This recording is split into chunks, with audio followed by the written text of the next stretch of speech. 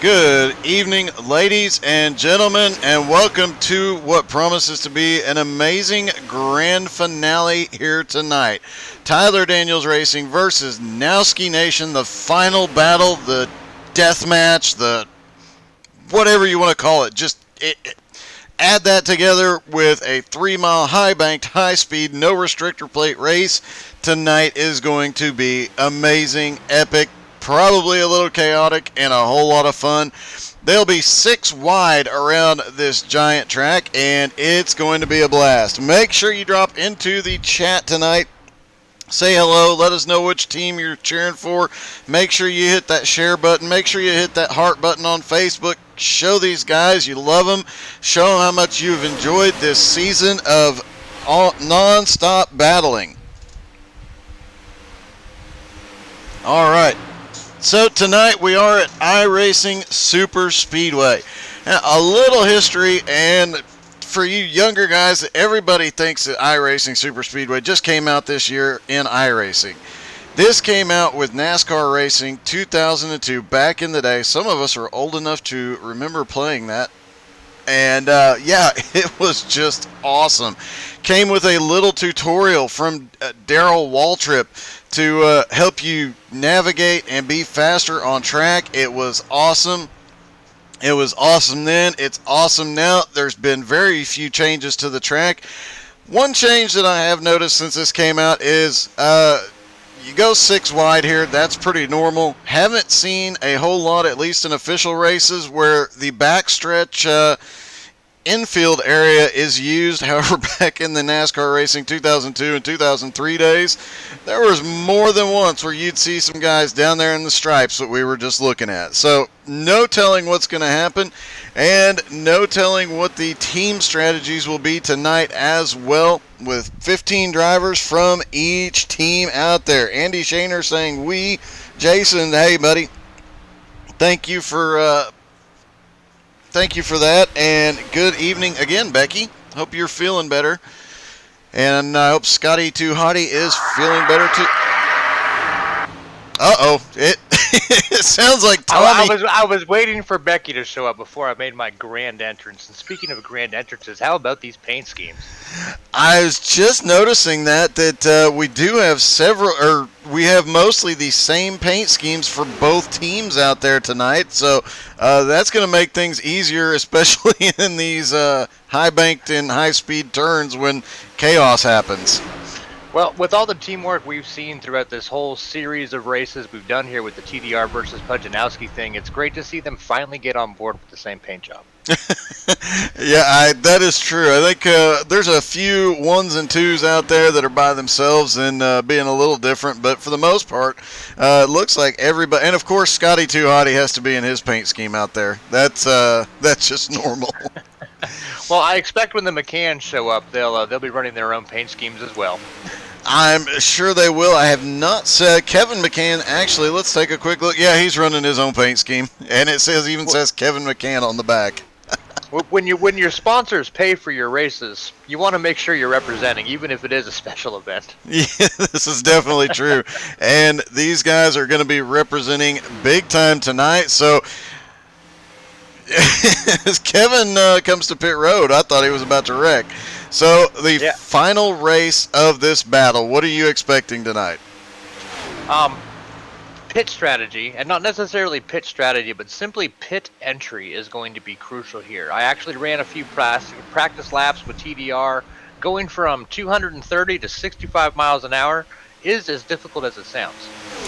It definitely is. This is despite the fact that commitment cone is way down pit road, so you've got a little bit inside the wall before you have to get down to speed. Despite that, it's not exactly easy to come off that banking under green, but let's be realistic. How many green flag pit stops do you expect to see tonight? Green flag, none. I expect to see all pit stops under yellow.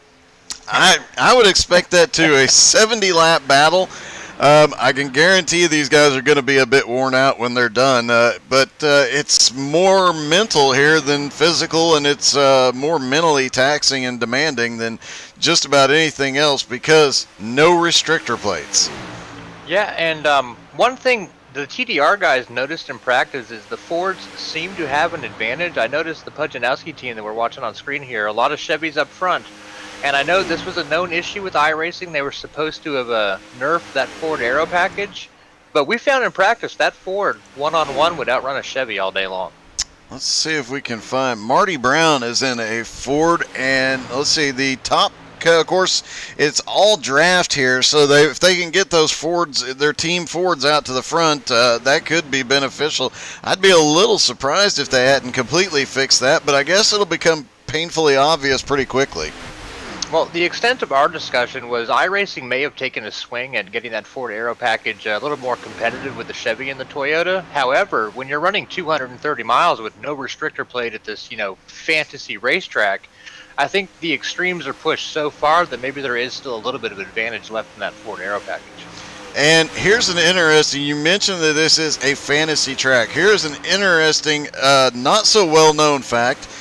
That there was a period of 3 months in 2002 where there was discussions about actually building this track. There was a piece of land picked out in North Carolina somewhere that would facilitate a track of this size. And they talked about it, but the problem being no restrictor plates. Yeah, and if I remember correctly, it was Welcome, North Carolina, not too far from RCR headquarters. Yeah, it was pretty close because they wanted, that RCR team. They wanted to build it up close, but it became kind of pointless when you're talking about a 3-mile high bank turn and you still have a restrictor plate only doing 195 miles an hour. Well, maybe we'll start an ex-NASCAR league. We'll have Dale Jr. build the track, and we'll run every race at our new fantasy track we're going to build. That would be awesome. Dale Jr.'s got money. He loves the iRacing community. Let's hit him up on Twitter. Let's do that. And while we have a few minutes left in practice, let's see if we can get. You want to try and get a hold of the heads of the teams, and have a quick word with them about the season? Yeah, let me see if I can even get them dialed up at the same time. Even though as much as they're gonna hate me bringing them in here and taking them away from team communications, I think with this final event of the season, it's important that we get their feedback on how it's been and what they're looking forward to. As I believe the next season's discussion is in September. So, Andy, Matthew. Yes, sir. There's Andy. You got a read on us, Pudge? I do. Can you guys hear me? Absolutely, loud and clear. Gentlemen, last race of the season, the points are close. Pudge has a pretty good lead, but TDR could still pull it off. How you guys feeling about your teams coming into this race? We'll go with Pudge Nowski first. Man, I'm feeling good. We've here lately, the last couple of weeks, we've really ran a good bit together, and we're always doing practice races or getting into just some kind of race with each other and learning each other and just becoming a real good team, man. I'm excited about us and just the future we got ahead of us, man. And how you feeling about this event and going in the next season, Andy? You looking forward to it?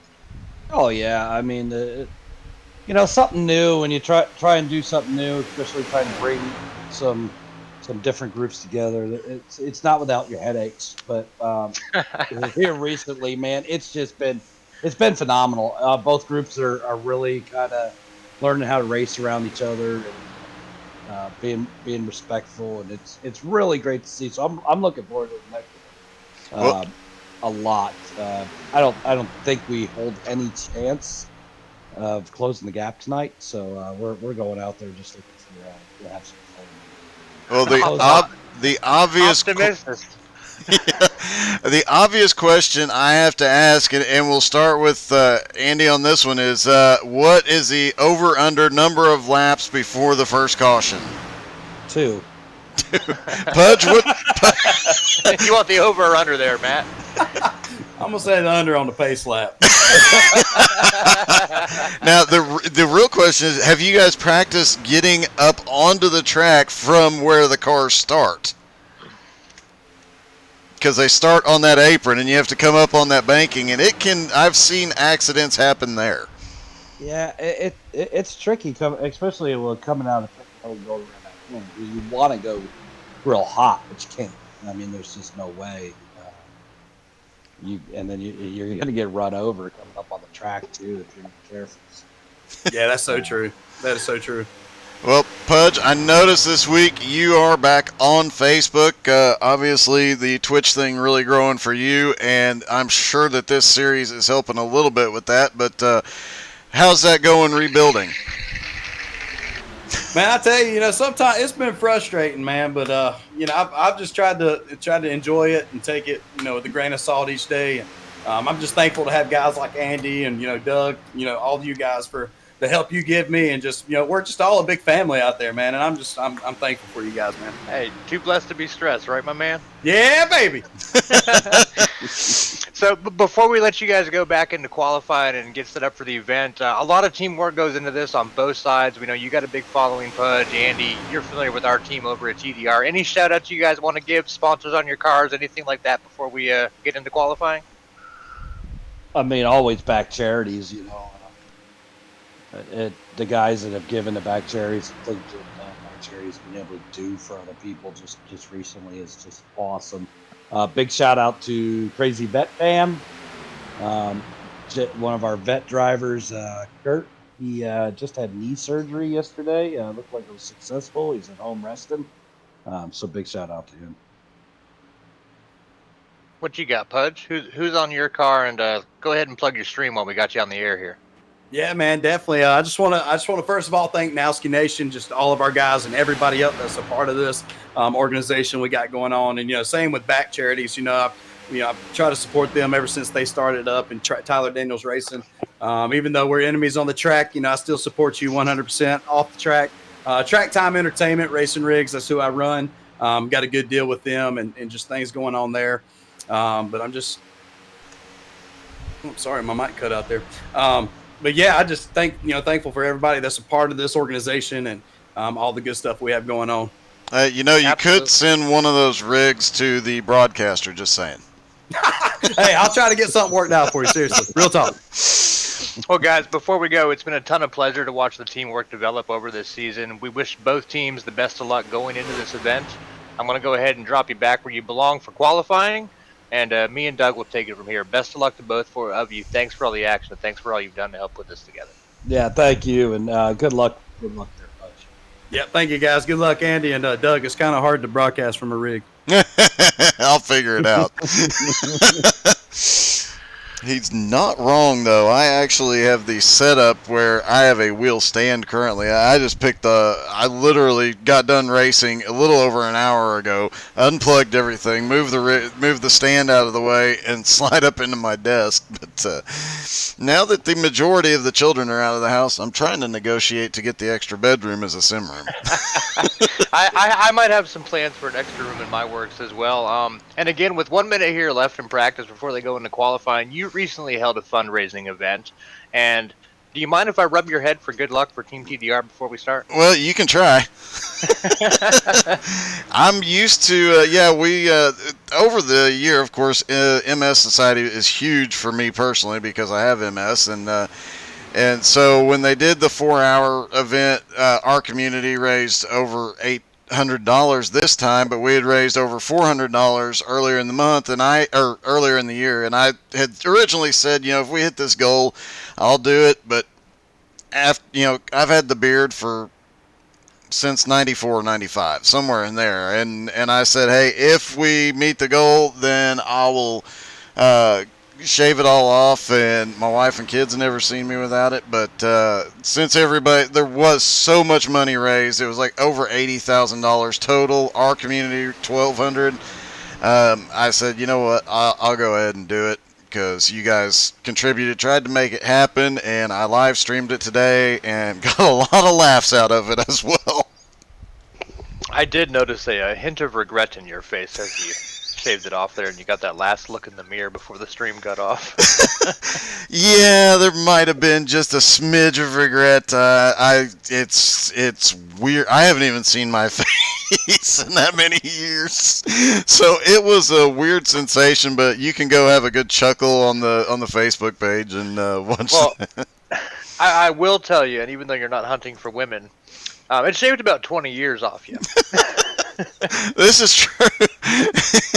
But it's kind of funny you mentioned the women thing because my wife went to get dinner shortly after that. I went to kiss her goodbye and she started laughing. So that was a little disturbing, but comical nonetheless. I think she had a good time doing it. My daughter had a great time. Of course, my daughter can't look at me, and when my 19-year-old came home briefly to pick something up to take to her place, I came around the corner as she's walking down the hall, and she she jumped back like, oh, what the? So. Well, next time you're doing a fundraising event for MS or anything else, let us know. Let back charities get involved. We have the ability to do a little bit more than one man can on his own, and I think we could help support you a little bit next time you're running one of these events. We'd love to throw our name on it. Awesome. I would love that as well. Should we get back to the race? We should. One last shout out, McConey Setup Shop. Their setups, your victories. Awesome. Had to pay the bills real quick. Yep, you always got to pay the bills. And it looks like just about everybody, I may have spoken too soon. I have seen a lot of cars go out to qualify. And I guess we're not seeing times out there yet, but I see at least half a dozen cars that have not taken to the track. And I'm not overly shocked by that because...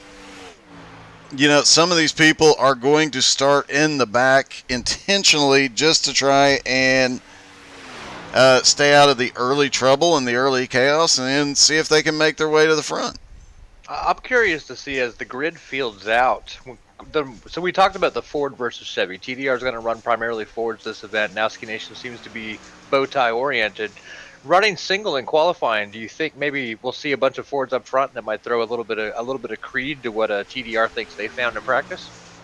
Based on what we're seeing so far, I don't think it will be a Ford dominated thing, but it'll be interesting to see. If it does come to pass, we'll definitely be passing that information along to the people at iRacing. But as of right now, it looks like the Chevys have taken 8 or 9 of the top 10, and the other car in the top 10 is a Toyota. Hey, Ford just actually hopped into the top 10. Oh, Toyotas are wild cards too. I don't think TDR or Pujanowski practice specifically with that brand in mind. Probably not. I mean, you only see actually there is a total of one Toyota. Bryant DeYoung is the only Toyota driver out there tonight. It's funny how it mimics real life racing, doesn't it? Yeah. Bring back Dodge. I was gonna say, can we just refer to the Toyota guys as JGR and? Yeah, that would be the way to do it. I actually broadcast a race last Sunday, and it was the car of tomorrow at Talladega, which you know was humorous. But the best part of it was one of the paint schemes one of the drivers had was a Dodge paint scheme, and he won in the Dodge paint scheme, and that made me so happy. I just was nice. Even had the Dodge front grille, so it was cool to see that one. Yeah, Jason Coleman just popped in on the Facebook. Swafford's running that lone Toyota out there. No, Bryant DeYoung is in a Toyota, and I'm looking for Swafford right now. I saw him a minute ago, and he was not in a Toyota. Well, Jason Coleman is a liar. And now the whole world knows it, buddy. This is the internet. Justin Swafford is in a Chevy tonight. So there you have it. And actually, the top 10, all 10 cars are Chevys. Then it's 1 Ford, 1 Chevy, 3 Fords, Toyota, 1, 2, 3, 4 Chevys, 4 Fords, 1 Chevy, 1 Ford, 2 Chevys, 1 Ford, 1 Chevy. That's a lot of bow ties. Yeah. That's a lot of bow ties. Bow ties to the front. Yeah, and I see a lot of bow ties still on the TDR team as well. And at their practice session, they only had about half their team in there running laps. Yeah. Well, going back to what we expect to see tonight, if you've never watched a race here, you've never been involved in a race here, this is something new. You've seen Talladega and Daytona, and that is fun to watch because they're nose to tail and side by side. But here you can get almost a half a second back, lay back just a little bit, get the and then if you got a pack in front of you or even 1 or 2 cars, you can draft slingshot by them and pick up a lot of position, and you can do it on the straightaway because it is a 3-mile high banked oval. It is super speedway to the extreme, no restrictor plate. Easily 230 miles, not even in the draft. Yeah, I think you can hit about 235 without the draft. We will see speeds over 250 miles an hour tonight.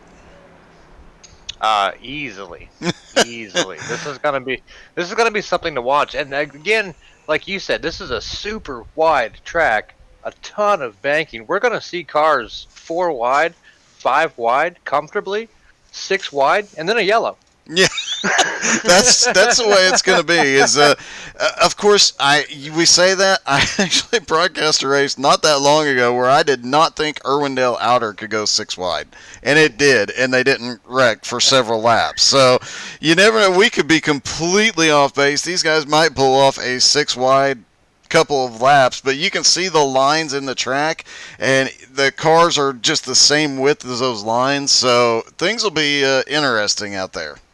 Well, I know coming in points-wise, team versus team, TDR is definitely the underdog. They didn't sound very optimistic when we talked to Andy, and it's they need a miracle to really get it done. It can be done, but they need to place very well. Them showing up basically to have fun. I think they're going to get a little racy with it, maybe take some risks you wouldn't normally see out of some guys that are a little more mellow on the track. Definitely. 92 points between the teams. I just did the math on it. And yeah, it's going to get really really interesting out there, and it would take almost the TDR sweeping the top 15. But then again, you talk about we're going to have cautions. Cars are going to come out of the race before it's all said and done. So it depends on part of it's going to be attrition, and part of it's going to be who's got the draft the best. Yeah, I think if I did the math correctly, and I'm not good at math, TDR needs 11 out of 15. Wow. Okay. So it's a big hurdle, but I can guarantee they're going to try, and there's going to be some really good racing out there today. Oh, definitely. And this track does put on some, because of that lack of restrictor plates. You're talking about late 80s type racing where you get pack racing, sure, like Daytona and Talladega, but they're moving around constantly. The car is never really settled. Aero is such a big deal here. If you get even a little ding anywhere on the front half of that car, you're just so slow. Oh, absolutely. And it's the other problem is you go off into a turn and somebody's in front of you and you get a little bit of an aero push and you might end up in the outside wall. Yeah, there's a lot of things that we expect to see that are similar to traditional super speedway racing, but again, they're pushed to the extreme. The track's bigger, the banking's more, there's no plates. This is going to be a wild event regardless of the outcome. Yep, and here we go. As they line out, it's going to be Patrick Gitter and Kevin McCann on the front row, then Otto Cruz, Austin Edwards on the second row, Brian McCann and Blair Patterson on the third row, Scotty Tuhani and Keith Fonseca are the fourth row, Jeremy Edwards and Charles Joplin rounding out the top 10, Greg Bruzau and Kayla McCarthy 11th and 12th. 13th is Anthony Hooker, Dean Webb is 14th, Bradley Hunt is 15th, John Humphrey is 16th, Bradley Hunt, and John Humphrey, 15th and 16th. Andy Shaner and Brian DeYoung, 17th and 18th. Rick Whitwell and Jeffrey Sheldon, 19th and 20th. Pudge himself in 21st. Kevin Bernheimer, the winner last race, is 22nd. 23rd is Marty Brown. And Brody Green is 24th. 25th is Jason Ricker. Ethan Thompson is 26th. 27th is Jeremy Gaiman. Justin Swafford, 28th. 29th is Matthew Wheeler and Stephen Hutchison rounding out the field. And those last few cars did not qualify. So, yeah, and I would say just looking at the lap times from 21 back, those times were intentional, and they were intentionally in the back. Yeah, and here's going to be the fun part. You know this as well as I do. Getting the cars up onto the track from this spot. Hopefully all these guys have practiced. You said everybody's done some practice races, but sometimes you get a little chaos just starting the race. Yeah, I was actually the one to put up the event for the TDR practice for them to come out. And when I do a practice, I always set, a 50-minute practice with a qualifying practice and like a 5-minute race at the end, so you can practice gridding over the line. You can practice that green flag start. A lot of times guys will just open a practice session and there's some elements there you forgot to practice. One of them being pit entry. Yeah, and pit entry here on the off chance that we have a green flag stop. pit entry could be very interesting here tonight. As they start to roll up off the grid, everybody seems to be taking it fairly. There's a little bit of smoking tires there. I actually, during practice, I participated even though I'm not running the event tonight, just to kind of get a feel for the cars and, you know, speak about them more intelligently there on the track. I spun out in 2, didn't hit the wall, kept it under control, and I actually wound up with my rear tires off the ground, my rear bumper on the apron, my front bumper on the track, and someone had to nudge me down to get me back on pavement. Speaking of that, we do have to say that the physics for iRacing are pretty accurate up to about 10 feet above the track. And then at that point, about 10 feet above the track, physics kind of go out the window because why would you? I promise you, before the night's out, we're going to see some cars flying. We need to make sure those gentlemen and ladies have their pilot's license. And I will tell you, watching these cars fan out for the final race of the series, this is the most exciting race I think I've ever broadcast. At least with you, Doug. I've seen some great events, but my heart beats racing. This is going to be something else to watch. Oh yeah, like we talked about before the race, I've done these more than once where I've been on track. I'm sure you have too, and I've only got to broadcast 1 or 2, and never a field this size here. So I am just ecstatic to see this one go. And should we mention what might happen later in the race if cautions become a thing? So me and Doug, we're doing not a gentleman's bet, but I guess a gentleman's agreement. For every yellow flag as the pace car comes off, Doug will take a shot of Fireball, I will chug half a beer. And some of the Here they TDR drivers are going to be doing the same. That could make things interesting. Green flag, and we are underway. And already 3 wide.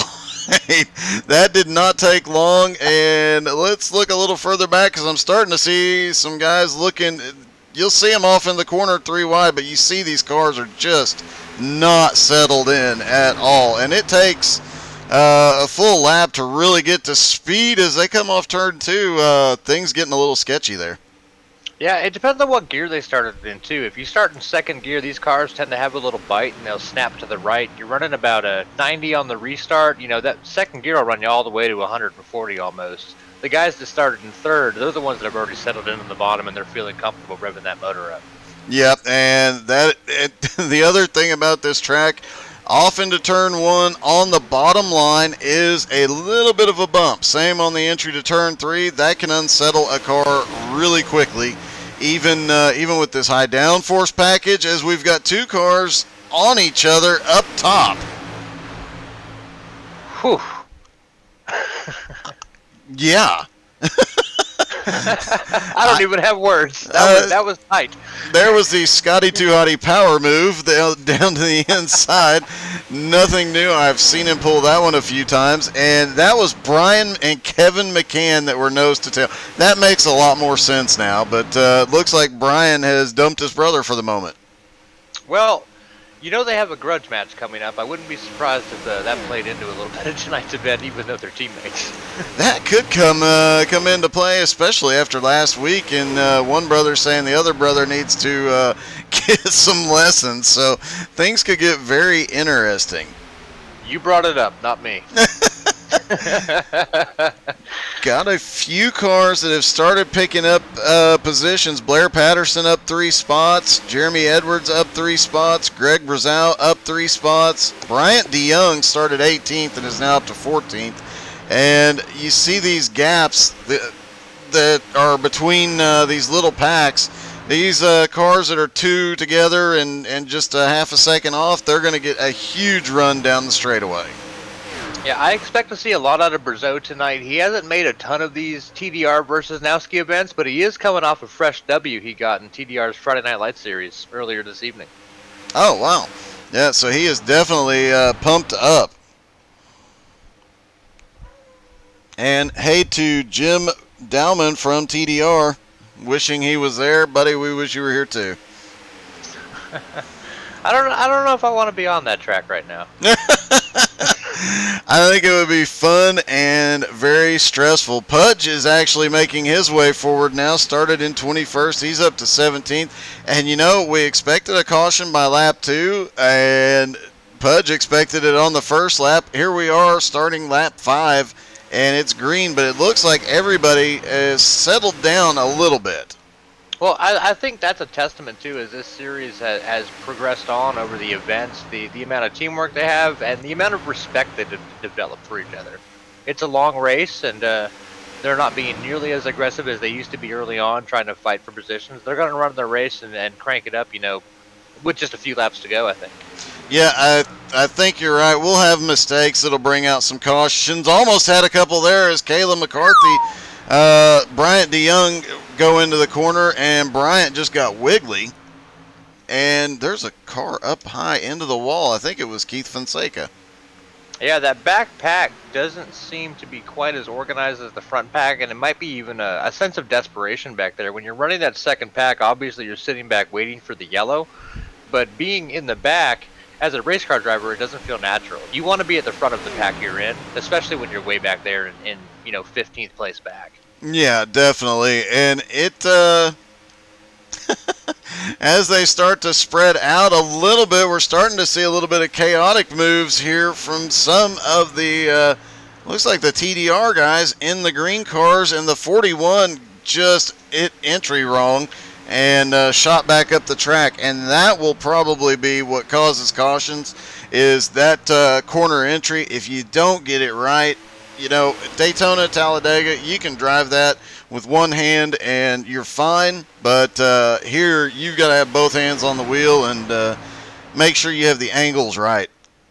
Yeah, corner entry here is very strange because you come off of whatever the banking is in the straightaways. It's not very much into that deep banking in the corners. It's almost like you're getting ready to turn, and then all of a sudden you're in the corner. I found backing it up just a little bit, anticipating that corner, maybe even pulling up a lane before you drop in, really helped you get back down to that yellow line and roll around.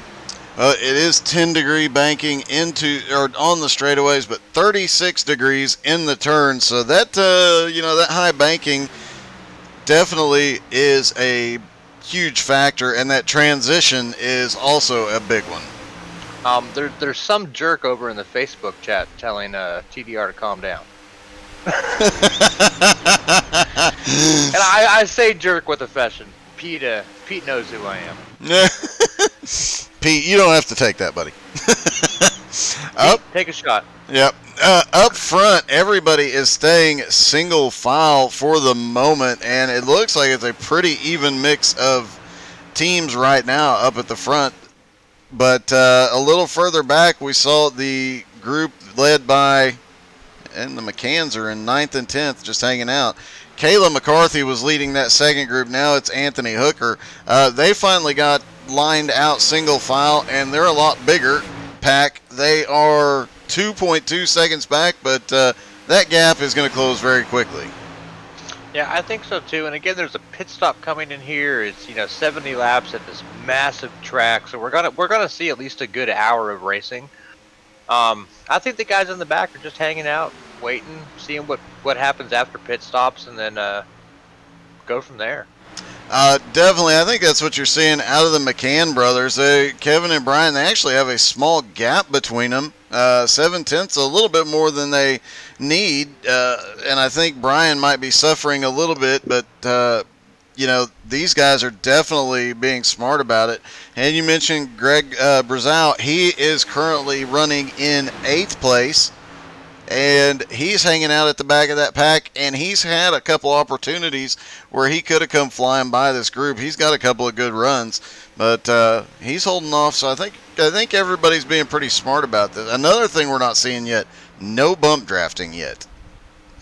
Yeah, and I wonder early on too, during the start of the event, maybe there was a little touching. Maybe some of these guys do have some aero damage that you and I hadn't caught on to yet, and maybe that might be affecting them early on. But it seems like everybody's staying pretty competitive. I don't expect them to touch until the very end. Probably not, but we mentioned the stops. Here we are 11 laps into this thing, and they are still green flag. And based on the fuel load, I think we're looking at pit stops between 20 to 25 laps, probably closer to 25 laps. So that gives them 2 stops. If we see a green flag stop, that will definitely break up the field. And speaking of pit stops, I'm always curious. What's your strategy going into the pits? You taking 4, 2, none, fuel only? I always take at least right sides here because of the bumps on the corner and just to get that grip. If I can get enough people on pit road with me to do 4, I'll take 4 every time. I'd rather have the fresh tires. And late in the race, you definitely need the 4 tires. It will give you an advantage here. Unlike Daytona and Talladega, this really is a handling track. Now, just a broadcaster's note, going into next season, the question we need to ask the league hosts is the over-under on who takes fuel only. Ah, that is a good question because you know that these teams have practiced pit strategy. You know they have this measured out to the ounce practically. So, they're going to be looking for their teammates in the next 5 laps or so and start getting connected. And with the teams broken up a little bit, they're going to have to make some last-minute calls on that. Well, with my driving style, I didn't get to practice pitting with TDR a lot, but I will tell you a tow here takes 1 minute and 28 seconds. It is a long one. Indeed. Even with damage, you want to get that car righted. You want to be able to pull it in and go in and get your quick repair, get your fuel. It's a long tow. It definitely is. And looking through the top 5 right now is Patrick Gitter, Otto Cruz, Blair Patterson, Austin Edwards, Scotty Tuhati, Jeremy Edwards, and Charles Joplin is in 7th, and Greg Brazow in 8th. That's a pretty, I think it leans just a hair towards the Nowski Nation right now, but for the most part, that's a pretty even split up front. Well, super speedways really pay tribute to that adage. It's not about where you start, it's about where you finish. Definitely, and surviving till the end. The McCann brothers dropped back, and they are now leading that second pack, and they are 3.4 seconds back, so they've actually lost a little bit of ground on that lead pack now. I can't wait for that grudge match. When is that grudge match? I don't have the date in my head. It is coming up, I believe, towards the end of this month or beginning of next month. When we have dates, we'll make sure we get them over to you so you can throw a little publicity our way. But that's going to be something to watch. Maybe we can even get you to broadcast it. Hey, that would be cool. Actually, you know what, though? I think we might be broadcasting that on Back Sports. I would not mind dropping in again. That was one of the most relaxed times I've been on a broadcast in a while. Yeah, it just occurred to me. I think Back Sports is broadcasting, and of course I'll be in the booth with them as well. So if we are, you're always more than welcome to come by and not do anything other than talk. That is always a relaxing broadcast. It is. I find the races. This is why I don't broadcast personally. 1, I'm not good at the camera controls. And 2, I'm much better at talking than like pushing buttons. I am 16 laps into this thing, and everybody is single file.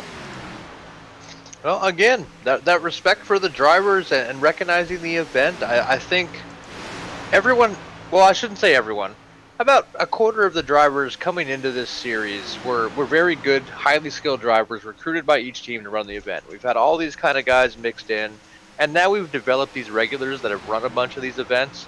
They understand what kind of event it is. They're playing for their team, which is the biggest thing out there. And I don't really think we're going to see a lot of action outside of passes here and there until it really winds down to pit stops and a few laps left to go. And it definitely looks like the teams have broken up a little bit. We've got a TDR group in the back and about 20th on back that is primarily TDR cars. They obviously are playing the better safe than sorry strategy back here. And I have noticed, and this is not something we're seeing out of the 2 lead groups, these guys are switching out leaders to save fuel. There you see we've got, I believe that's John Humphrey dropping to the back of the pack and letting somebody else lead.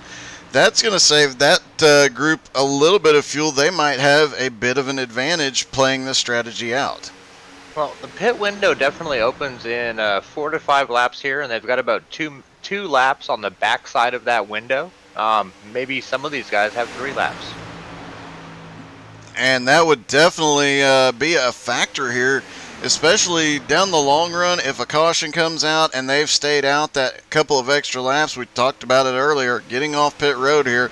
Getting on pit road is definitely tricky. Getting off pit road is tricky too, and you got to stay low as the pack comes flying by up on the high side. Well, I guess Jim Downham actually got a copy of my professional schedule because he has confirmed that I am broadcasting the McCann Grudge Match on Back Sports over on Facebook. So when we get the date, I'll make sure I say it out loud. Jim, if you could help me find the date for that, that'd be great. Jim, you're extremely handy tonight, and he apologizes for everything he said earlier. No, honestly, and Jim's one of my favorite guys over at TDR. Always contributes to back charities, helps funds and stuff. I believe he actually has scheduled gifts to back charities to help fund this stuff. Great work by him. He's a class act, and he'll actually be near me soon. So hopefully, I'll be having lunch with you, Jim, within the next few months here. So if you can find the date for me, I will pay for your lunch. Awesome. Hey, here's an interesting fact for you. They are both in the second pack, but Nowski started 21st. He is up to 14th, and Kevin Bernheimer started in 22nd and up to 16th. Those are two of the bigger movers. Ethan Thompson started in 26th, is up to 20th, and Matthew Boston Wheeler started back in 29th and is up to 21st, but staying in that better safe than sorry pack back there. And I think I think that group back there probably has the right idea earlier. Now, who's that one car mixed in there with a different color in that backpack with TDR? Let's go. I didn't see the number as it came by. I believe that is John Humphrey. Okay, so it is a TDR. That whole pack is TDR then. Yeah, I had to John double check that a moment ago. It is nice to see I think this is an extremely similar paint. Both paint schemes are extremely similar to the last Cup race that we did in this series. So it's nice to see those paint schemes back out there. Yeah, I think both teams, again, team development, one, it's working together, and two, it's also bringing your brand, right? Motorsports is so much about advertising and support from sponsors, and so a lot of the off-track stuff that we don't see, supporting your fans and all that. I think both teams are kind of developing a brand that I expect going into the next season, we're going to see a much more polished appearance to what these guys bring to the track. I would bet so, and I would not be surprised to start seeing some of these paint schemes appearing a lot more often, especially with the variety of cars. To see some of these start appearing in official races, and I raced with Tyler Daniels himself several weeks back, and he wasn't in a custom paint, or he was in his, but not in a TDR paint scheme. It'd be kind of cool to start to see TDR cars, Nowski cars all over the place. Well, Back Charities has actually started a iRacing official team, or not Back Charities, I'm sorry, Tyler Daniels Racing has an official iRacing team sponsored by Back Charities. They've actually hired a painter who is creating a TDR paint scheme for every car on the service. Oh. So there will be a car for every car on the service that is wrapped in a Tyler Daniels / Back Charities paint. Oh, that is really cool. Hey, a quick update. Keith Fonseca just got lapped, as did Marty Brown. Both of them, Keith got into the wall early on in the run. I don't know what happened to Marty, but I'm trying to look and see. He does not appear to have any damage.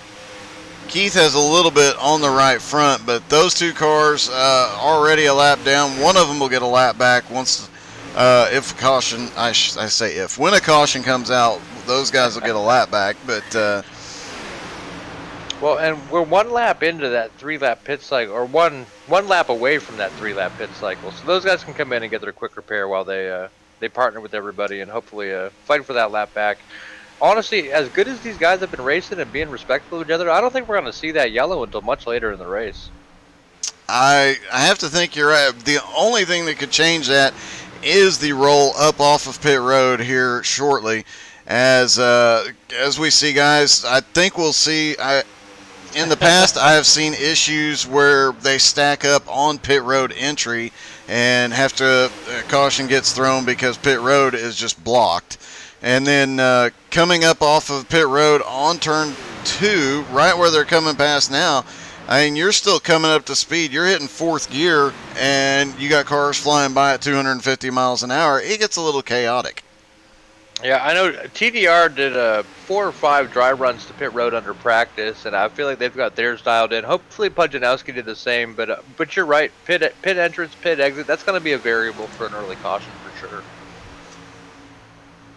You know, we talk about the patience, and I mentioned it earlier in the season how I've raced with Scott for over a year, and I have to say his level of aggression is still the same, but his patience and racecraft has gotten so much better that I fully expect the next season to him to be one of the dominant drivers. He used to just be checkers or wreckers kind of guy, and he's really stepped it up there. I know several of these drivers out here that I've raced with personally. You see the improvement when you don't race with a guy over several months. Then they get back on track with you. You see dramatic improvement. Yeah, and what you're saying alludes to some of that off-track stuff we talk about with the families that are Nowski Nation and Tyler Daniels Racing, right? Is on track, you see the improvement. Off track, you're giving your boys a pat on the back. I mean, I see it too. A lot of improvement amongst the TDR guys, even the Nowski Nation guys. Just through this series, I've seen dramatic improvement with a couple names I recognize. Oh, definitely. There's several guys out here too that have joined up in the HTSAI family, and it's been really cool having caution. Bradley Hunt. What happened? Let's see, coming down the front straightaway. Oh, you got the 7 car and Bradley Hunt just, let's see if we can get a better camera angle. And looks like Bradley and the car that was to is outside there. Just tapped, and it was just enough. The other car manages to save it. Bradley literally gets stuffed into the wall. Oh, that's unfortunate. That is not a place where you really want to go off. It's so hard to recover. Great job by both of these drivers keeping it off the track and not causing the big one. But definitely a heartbreak for Bradley. And he was having a really good run, too. Well, here comes that first yellow we were talking about. We're right at the pit window. We expect to see probably everyone come down this by.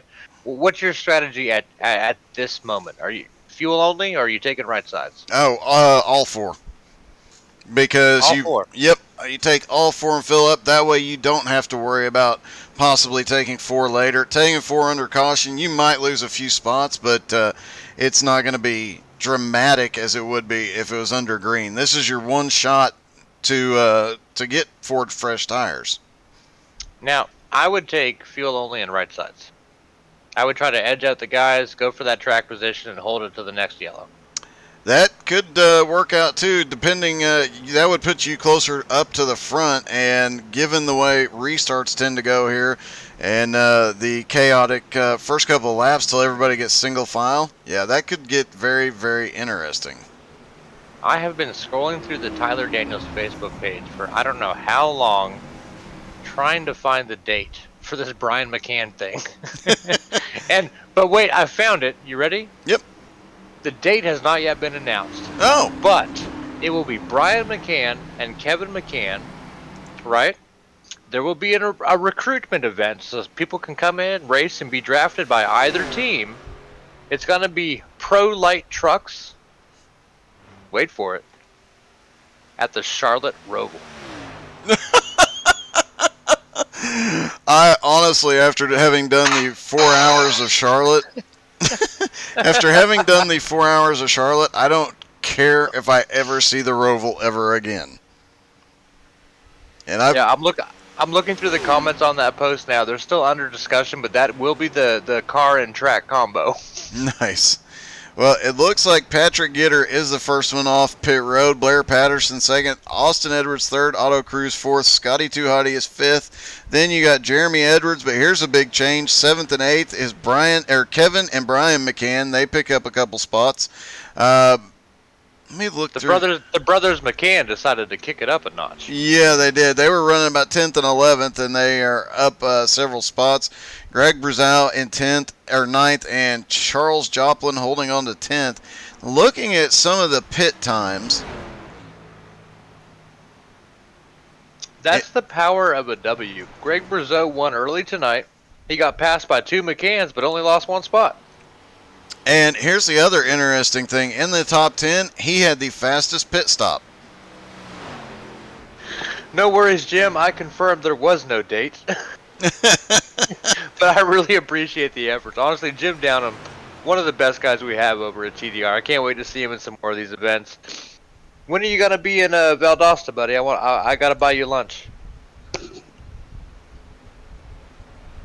Oh, also Becky Flowers, YouTube.com/BACC Sports is where we will broadcast these grudge matches. And we'll have a guest host, Doug, whenever he wants to come on by. Awesome. Hey, and man, I just went blank.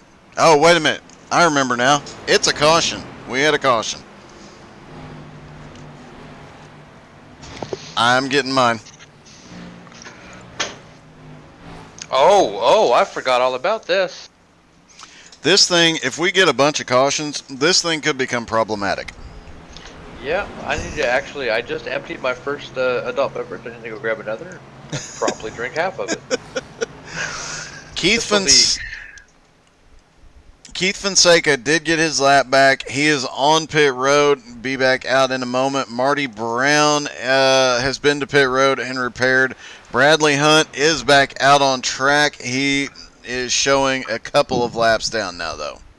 Now, did Keith get his lap back from a lucky dog and Marty's still sitting one behind? Yes. Well, I'm sure Marty will get his back on the next yellow. Yeah, he should, and then it'll be Bradley Hunt trying to pick up some laps back as he's 2 laps down, but they are stacked up getting ready to go green again. Well, before they go green, I'm going to do something a broadcaster never does. I'm not going to hit the cough button. Time to drink half of this, I guess. Cheers, Doug. Cheers, man. Down the front straightaway, pace car is off. They can restart anytime, and Patrick Gitter does. He got on the gas before the green flag. Austin Edwards managing to hang with him, and Blair Patterson up on the high side trying to gain some momentum there. Looking a little further back to see how things are looking. Everybody so far so good, and we are seeing some packs break apart back there again. Yeah, it looks like they're starting to spread out. I expect to see more strategy. I expect guys that want to sit in the back, sit in the back. I expect guys that want to run up front, run up front. And I expect cautions to be rare at this point, but as the laps dwindle down, everyone's going to get a little more racy, and yeah, I like my beer cold. How about you, Doug? Oh yeah.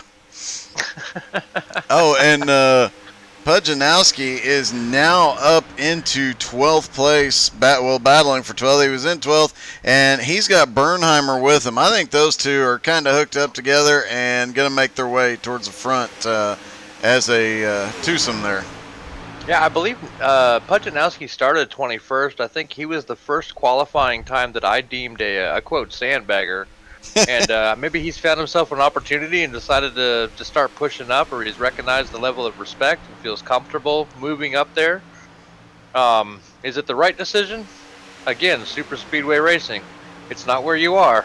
It's where you finish. Yeah. And as we saw just a few moments ago, anything can happen, and it does not take much. The one benefit, one of the biggest benefits of this track is it tends to be self-cleaning. It'll, if wrecks happen, they come down the track fairly quickly. The unfortunate part of that is if you're behind it and they come down, you don't have a lot of time to get evasive, but you have a lot of room to get evasive in. I sure wish my house was self-cleaning. Don't we all? And another quick shout out to Jim Downham. So I said he'd be close to me and we're going to have some lunch. His brother's actually going in for surgery on Tuesday. So if you're the praying type or the good vibes type and you're out there listening, send something over there to Jim Downham's brother. He might need it.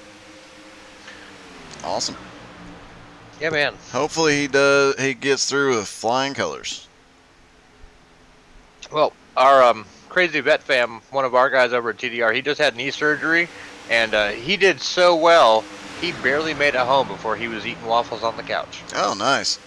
Trying to remember last time when I had my knee surgery, I was probably home eating bratwurst the same day. I have never had a surgery in my life.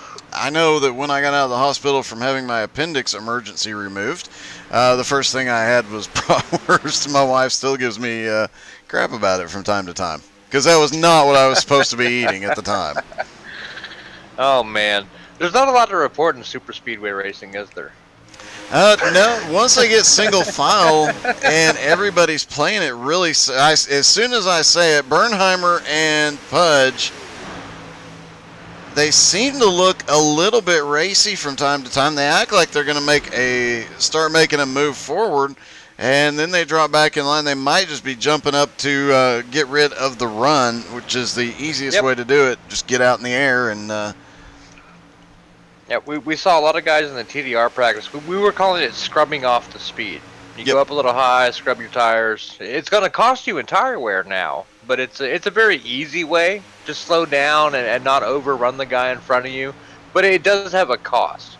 In reality, and listen up, Brian McCann, throttle control. let off the gas a little bit, let it coast up to the bumper. Oh dang, I said the first name, didn't I? Ooh. You're going to be in trouble. I guess I'm Team Kevin. Oh, well, there you have it. There we have it. Looked like yellow flag. Looked like a few people were starting to get racy back there. Every time we see a couple of cars jump out of line, I honestly think they're waiting for people to start breaking up and pushing it a little bit harder, because a lot of these guys are just staying single file, and they hop up, scrub a little speed, or they hop up, act like they have a run, but they're not using a whole lot of side draft, not really trying to force it. I think some guys are just testing the waters on some of these guys. I mean, again, it goes back to driver respect, and then you have how much have these guys learned over the past, 9 races? Right. You know, attrition. Keep your car clean, run the race, and when it's time to make a move, start making those moves. And I really think that lesson's been driven home. You know, early on we had a lot of chaos, and these last 2 races we've seen a lot of good, clean racing. This final event, I think it's going to run like a true NASCAR event. Caution is out. And I don't know. The broadcaster's jinx. I don't know why. Let's take a quick look through the field, but I'm not seeing any alert of a wreck. And I'm not seeing any cars having difficulties. So I'm wondering...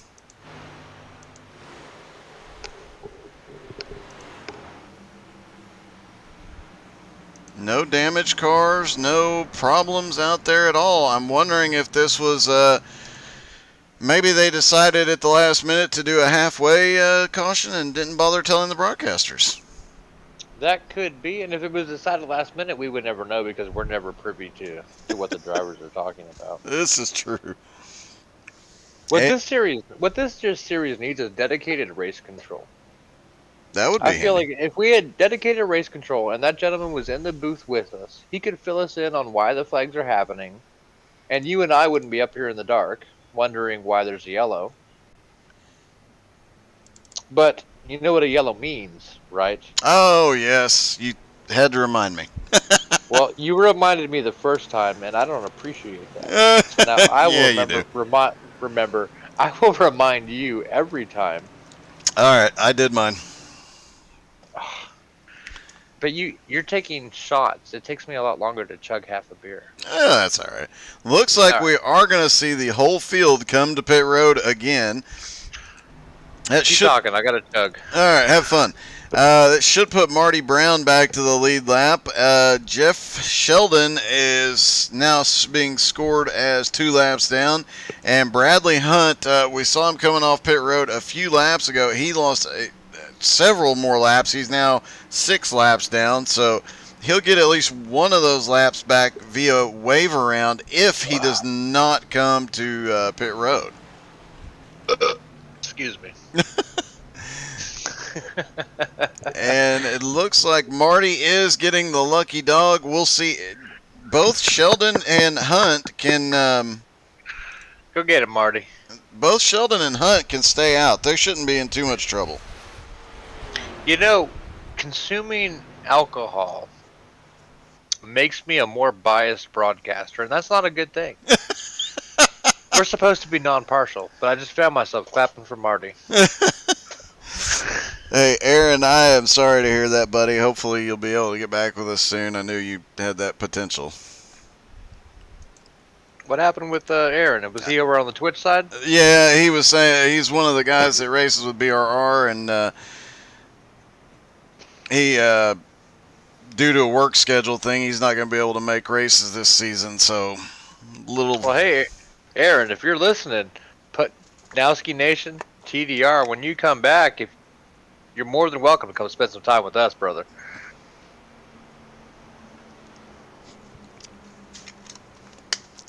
Becky says, the admins just thought we needed a drink. Yeah, that's kind of what I'm wondering about, too. You know, I wonder if they're all down there joking, like, hey, let's throw a yellow halfway just to make us drink something. If we start seeing yellows every 5 laps with no caution, we'll know why. Right. Maybe this last event, it's not even about who wins. It's just a joke on us. It could very well be. Hold on. I have a sound for that. Definitely. Yes, and for those who haven't realized, Tommy got a new toy right before the broadcast. Yes. The more yellows we have, the more fun this thing will be. For me, not the viewers. I apologize, viewers. I don't get paid for this. Unless I say, McConey Setup Shop. Their setups, your victories. Love you, Jeff. Okay, I'll stop. It looks like here is a big update from this pit stop. Patrick Gitter still holding on to the lead, but in second place, Kevin McCann. Third place is Austin Edwards, and fourth place, Brian McCann. Isn't it amazing how they always end up bumper to bumper? Like, yeah, it is kind of peculiar. And Greg Bruzau jumps up to fifth, and Pudge is now up into 8th place. good to see Pudge up there representing again. I think he was the first car to be one of the guys that wanted to start in the back of this race, and I think he's realized he's comfortable to move up. A couple Pudge guys there. TDR's got those two McCanns setting themselves up perfectly for the restart, and Greg Brazeau coming off that W. And this restart might be another yellow. Yeah, it could very well be. Ethan Thompson is another one. He started 26th. He'll restart in 15th. So we got some guys making their way to the front. And we are underway before the green flag. Patrick Gitter got on as soon as he legally could. 30 laps to go, and off and away they go. Yep, a heck of a jump as the McCann settle in there in third and fourth. Looking back, and they are starting to spread out, and we are not seeing anybody hang back this time around. Yep, and I don't see defined packs like we did before. Like we saw way in the back, it was 7 TDR guys. We had a handful of Pudge guys in the middle of the pack, and then a mixture up front. I see a mixture all the way through the field now. I think we're getting a little more racy. It's time to start going. And here they go. Yeah, definitely getting a lot more racy. And it is worth... Matthew Boston Wheeler up 11 spots now. And Kayla McCarthy has been hanging out in the back. She was actually hanging out in that very backpack for a little bit. She is now back up into 14th. She started 12th, dropped back a little bit, and making her way to the front as well. Well, hell hath no fury like a woman scorned. She's run up front in a lot of these events. She hasn't brought home the W, and I bet she's sitting back there just plotting her next move. Probably so, and I wouldn't be surprised to see her come up through the field, having seen her race this season. Yeah, she has tremendous speed. I think I mentioned the last time we saw her in an event, she was a part of the TDR Ladies Night event that we had, and didn't bring home the prizes, but goodness gracious, that girl has got some talent. Oh, she has definitely shown it in some of these races here recently, so I expect to see her up getting some wins next season as well. While we're on the talk of lady racers, I gotta go throw a quick shout out to Shanna Hart, who is Greg Brazeau's niece, I believe. She's actually second in points in the series that Greg Brazeau won tonight. Oh, wow. 13 years old. That's awesome. Big shout out, Shanna, if you're out there watching. I know Greg will be sure to send you the link tomorrow when he's done racing. And Anthony Hooker and Ethan Thompson almost get together. They finally settled that, but that was a really close one. As Ethan was trying to get back in line, got a little high through the corner, and Anthony Hooker had to back out just a little bit. It is really hard to back out and let somebody get back in line here because you're going so fast and it's so much momentum. It's hard to kill that momentum in a safe manner. Yeah, and being in a team environment, if you're getting a little too fast. Oh, we've got a wreck on the back straightaway. Wrecker down the back. No caution. He clears the infield. That is Kevin Bernheimer. Well, it's not Kevin McCann. Let's see. We didn't even get an alert on it. Let's see if we can rewind here and see what happened. Yeah, I think your alert software is a little broken. Yeah.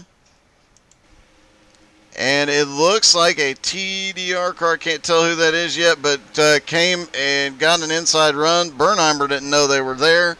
Just got enough of the nose in, and that's all it takes here. It's just that little tap. These cars are so unsettled. Yeah, it's beyond the 198 and 199 use restrictor. But these cars are going as fast as IndyCar, fast as F1 cars in certain instances. They're doing 230 miles an hour. It doesn't take a lot to make one go the wrong way. No, it really does. And I've done a race here. These Cup cars versus the fastest Indy car in iRacing, and I can tell you that that is an interesting battle. We did one once, a hosted event. It was we've got a wreck on the back straightaway. Caution's out. Oh, yep, 2 cars there. We're gonna get that yellow again, and you know what that means. Yeah. Hold on, I might have a sound effect for this. What's this one? No, not this one. Let's see if we can see what Brody Green got caught in it. Oh my. Yep, I'm gonna do that every time I gotta take a drink. And it looks like the 30 car just got he sandwiched. Went backwards for a long time. Yeah, he did. That might have been the problem. No, he just got sandwiched there, and look how well he holds his line in reverse. I mean, he went a good 200 yards backwards. Yeah, he really did. That's I hadn't even thought about that, but yeah, he held it, and this will give a chance for Kevin Bernheimer. Should get a wave around here. He was showing as the first car 1 lap down. Brody Green, Stephen Hutchison, due to being involved in that, and Brody took a hard hit. He just came right into the side of Stephen Hutchison, had nowhere to go, and missing his entire front clip. And this track being so aero dependent, he's got to get a fast repair.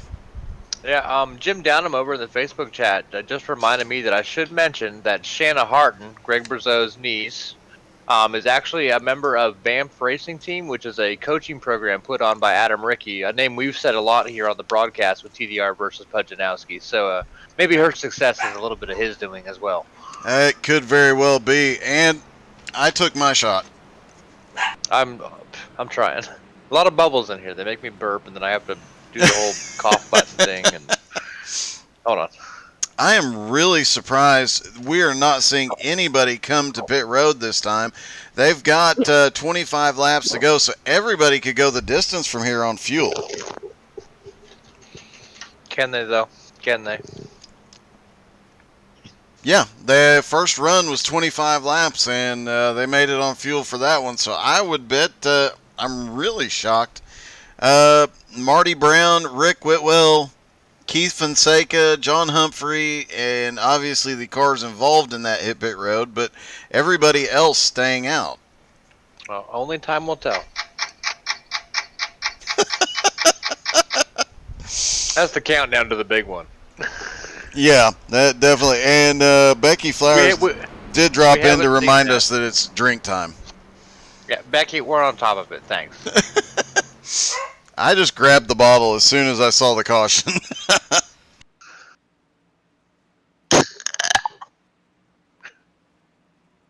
That's funny. That was not the sound effect machine. Oh, goodness gracious. I love racing so much. You and me both.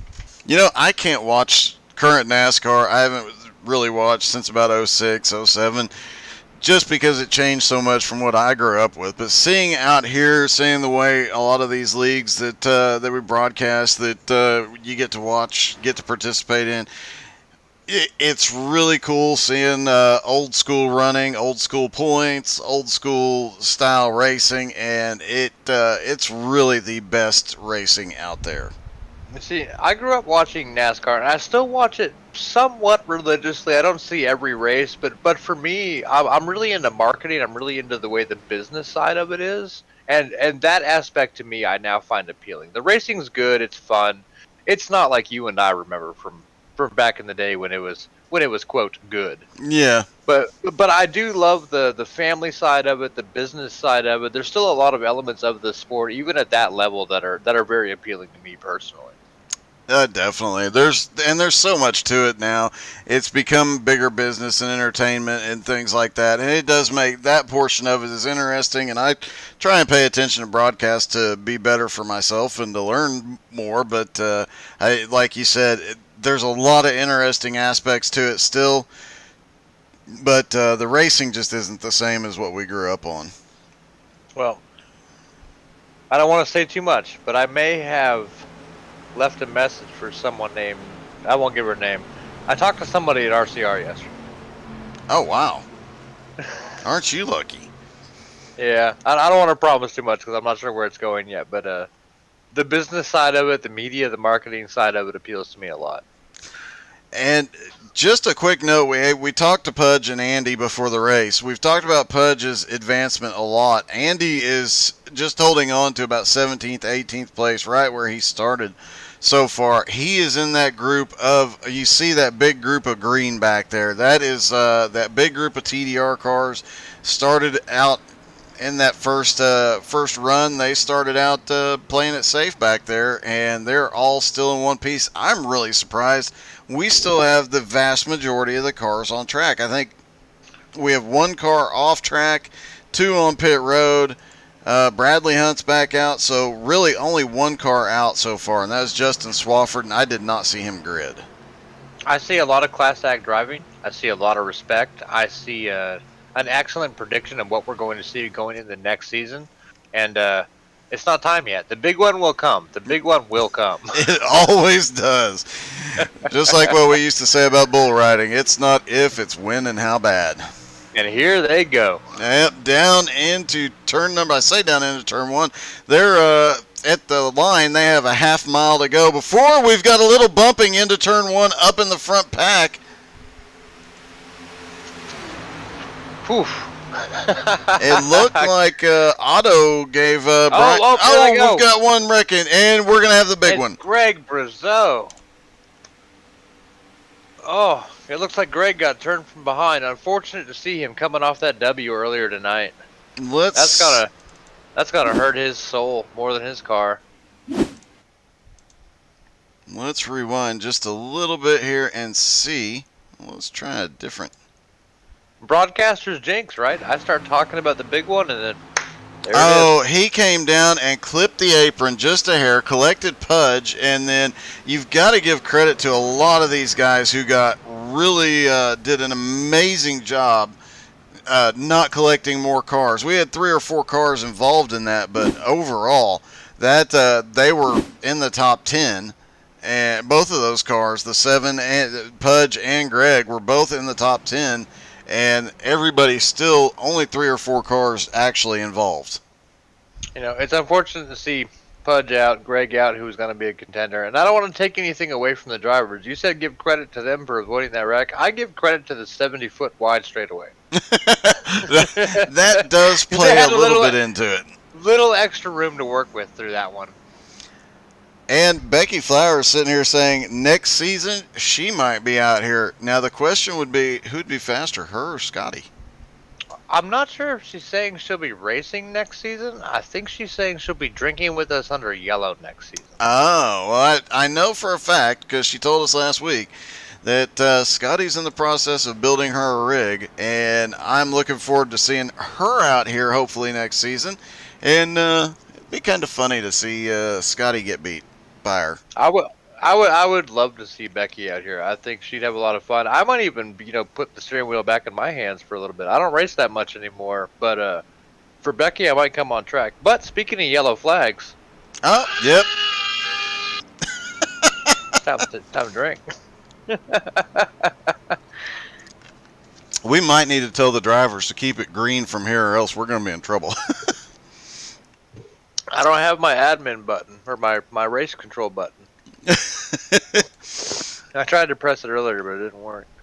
Well, it looks like one driver who has benefited a lot over these last 2 cautions and made up a ton of ground. Matthew Boston Wheeler, who hung out in the around 20th, has made his way up to about 12th after starting 29th. So he was hanging out in that safety group for a while, and he is making his way towards the front very, very quickly. Well, so Jason just said Becky apparently raced in practice over here. I wish we could pull her into the booth. We need to get Becky hooked up on the communication tool we're using here. Oh, definitely. Then we could all... I had a thought. I don't remember what it was. Must not be important. Never mind. Gosh, these yellows. And Klug is saying, chug, chug, chug. I know. They just want us to get hammered up here. And it's working. It could devolve very quickly. Oh, excuse me. Devolve. I use that word. This is going to get funny. I know. Stay green, boys. They still have 19 laps to go, and you notice these pace laps. The race lap, the fastest race lap so far is a... wait a minute. 43.86. Ooh. I remembered my thought. So, going into this, we talked about the practicing strategy and brands. What's the shakeout Chevys on Fords as we go through the field? Well, let's pop that up, and I can tell you, as of right now, Chevys are, the entire top 11 is Chevy. 12th and 13th are Fords. Then 14th is a Chevy. Bryant DeYoung is in 15th in the Toyota, lone Toyota. Then it's pretty evenly balanced for the rest of the field.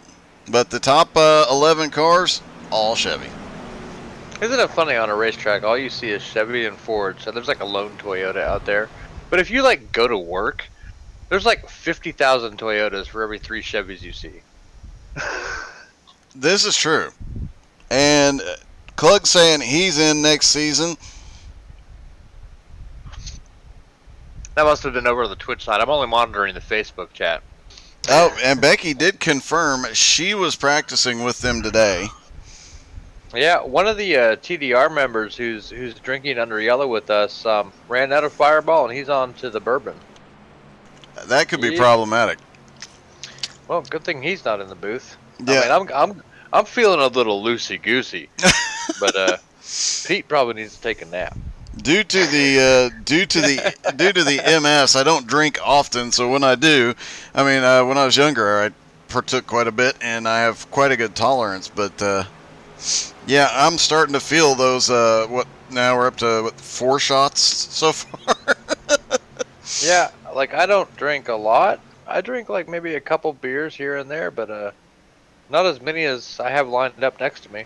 As we're here, they go. Here they go, and Gitter gets another good restart. Austin Edwards right there. Austin Edwards has a great setup shop, by the way. Free setup, so.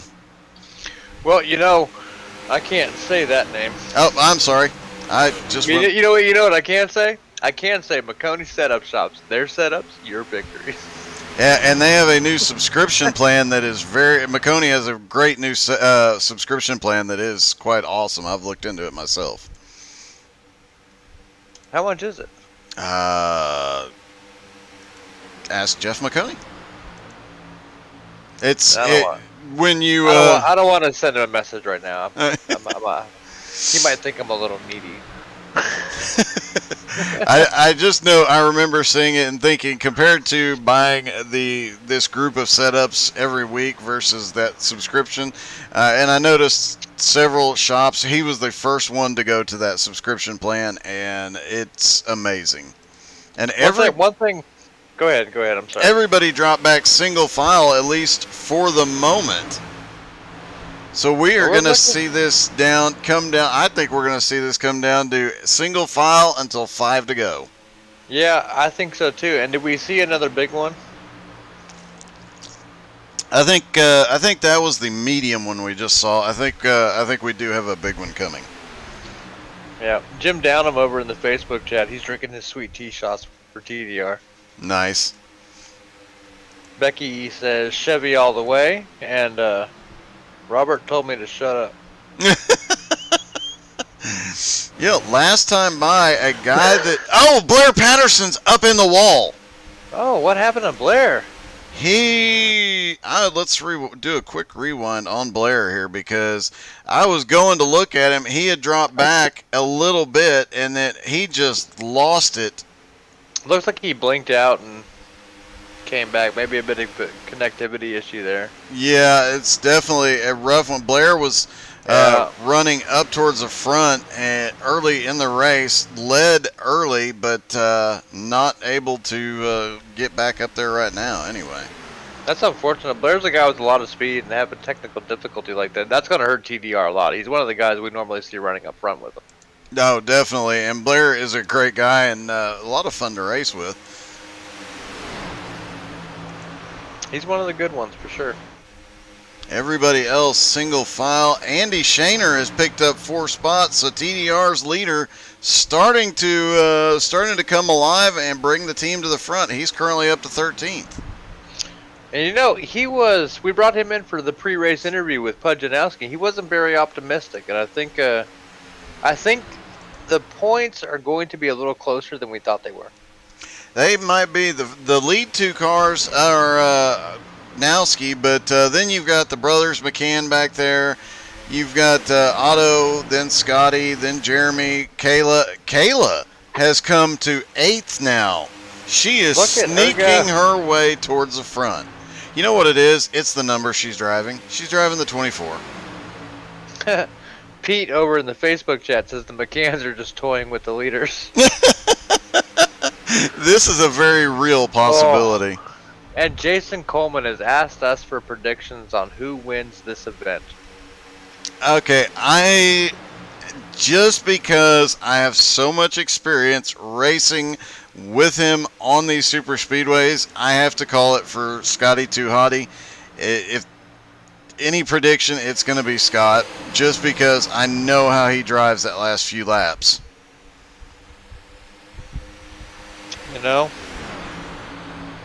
I'm going to say Brian McCann.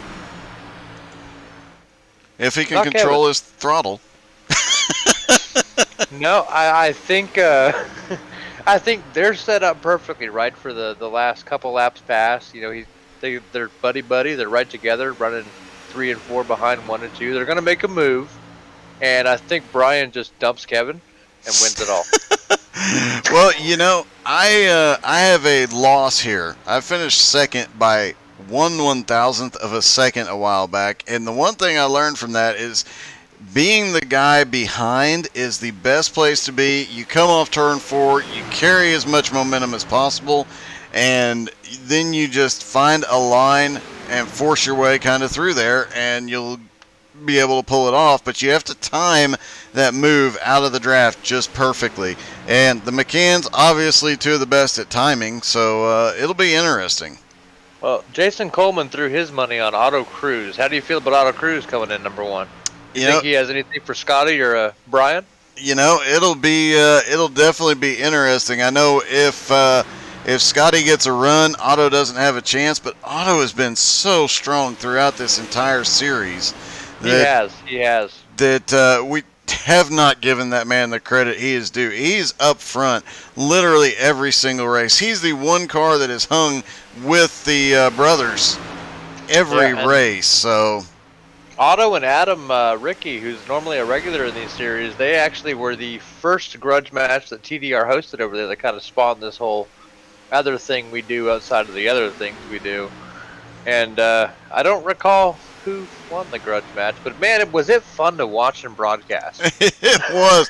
That was the one I got to hop into, and I was enjoying the heck out of it. And now we are at 9 laps to go. Patrick Gitter up front as they go off into the turn. Do you think they wait to 5 to go? I know some of these guys are laying back, setting up, as we've got a lap car on the high side. But I know some of these guys are setting up, but what lap do you go on, Tommy? 2 laps ago. I'm looking for partners already. I start pulling out a little bit. I don't care if it's my teammate or the other team. I'm looking for some help on the outside. We get 2 lines formed and see if we can run the train on that dominant inside line. Yeah, and the one thing about this track, even though it has all the same features as every other track, so it has the multi-groove racing, it has the track temperature heating up, things like that. I think that upper line, having been a lot cooler, a lot fewer cars up there regularly, I think they're going to... Caution is out. Of course. Can I go to the restroom before I drink the other half of this beer? Go for it. I will take a look at the replay here, as it looks like Ethan Thompson... Let's see what happened with the 4 and the 9, 2 TDR cars trying to bump draft, and it did not get lined straight up, and all 3 cars suffered for it. Well, you can't bump draft here. I mean, you might be able to touch a little, but you really can't push. You have to be perfectly aimed and perfectly lined up at these speeds, and it looks like... Ethan Thompson, I believe it was John Humphrey, and I'm not sure who the other car was involved, but yeah, a lot of chaos there. Definitely not what TDR needed here, because that's taken 3 very fast cars out of the event. Now, I had to step out of the booth for a moment, and I wasn't able to watch the replay. Was that the big one, or was that another medium one? That was a medium one. You could almost call that a small one. A small one. But in either case, it did bring out the yellow, didn't it? Oh, it did. Let's take one more angle at it. You know what that means. Oh, yeah. Yeah, the 3 TDR cars, and these were 3 of the cars that were back there playing it safe, that finally started getting racy, and there you have it. Now we see, with the cautions, everybody should actually be good to go on fuel. Oh, by far, yeah. I think we're all good to go. I think anyone coming to the pits is getting a quick repair, maybe a couple optional repairs, a few seconds to that. No need for fuel. Maybe tires if you're down there for optionals. You might take right sides. And this is going to be the race to the big one. It definitely is. And I have to say, I really like Cinnamon. I have to say, I'm a huge Kevin Harvick fan, and it was long before they wrapped his car with Busch Light. But it's affordability, man. The price for alcohol is great. Oh yeah. As everybody paces around, taking a quick look, Austin Edwards currently in second, McCann's third and fourth. Patrick Gitter has led almost every single lap so far. And if you're Patrick Gitter on this restart, you've got to let somebody get past you. You cannot be leading on at 2 to go. 2 to go. You could, if you can hug that inside and stay there and pray that second line doesn't break out or they don't get organized. I mean, leading going into it, you have to stay at the bottom. That is the tried and true line. You have to have help behind you. Maybe you move up to block, but then there's just so much to think about doing it. You're right. I wouldn't want to start first either. No, and I think we've seen Patrick Gitter just get on at the first available opportunity every restart. I think we're going to see Patrick wait for the green flag on this restart, and I think he's going to do what he can I think he's going to let Austin Edwards back by. Of course, we did see it in the last race where the team thing, it came down to the team thing. Kevin Bernheimer, instead of having to battle his teammates, he had help. Sorry, I was drinking my other half of the beer for the yellow. Well, with the McCanns back there, we might see some teamwork come into play before we see strategy by Gitter to try and be back. All right, so next season, we only do this whole drinks for yellows thing at the very last race. I can't do this all the time. Oh, no, me either. I'm too old Goodness for that. gracious. Pudge is currently running in 16th, and let's see, Andy is now back in 22nd. So the leaders have drifted back just a little bit, but being a little bit back might be an advantage because once we go green flag racing, we'll go with about 4 to go. These guys will be able to pick up some momentum, use that draft, and get to the front. And right now, the top 10 looks very, very orange. Oh, as they go down the backstretch and before that pace car drops off, when this is done, do you want to join me in a hosted event? Tonight? Yeah, right after this. We'll host something, give everybody watching the password. I cannot, but I'll be happy to let you do it. That's fine. That's fine. I'll make it happen in the Discord. I would tell everybody the Discord link, but they're incredibly complicated, and I make a new one every time I invite people. Yeah, I'm the same way.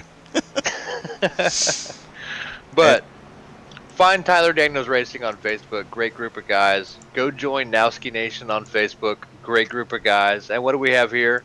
15 and 15 of the greatest guys coming in for this 30-person race. Definitely. And don't forget to follow Pudjanowski on Twitch.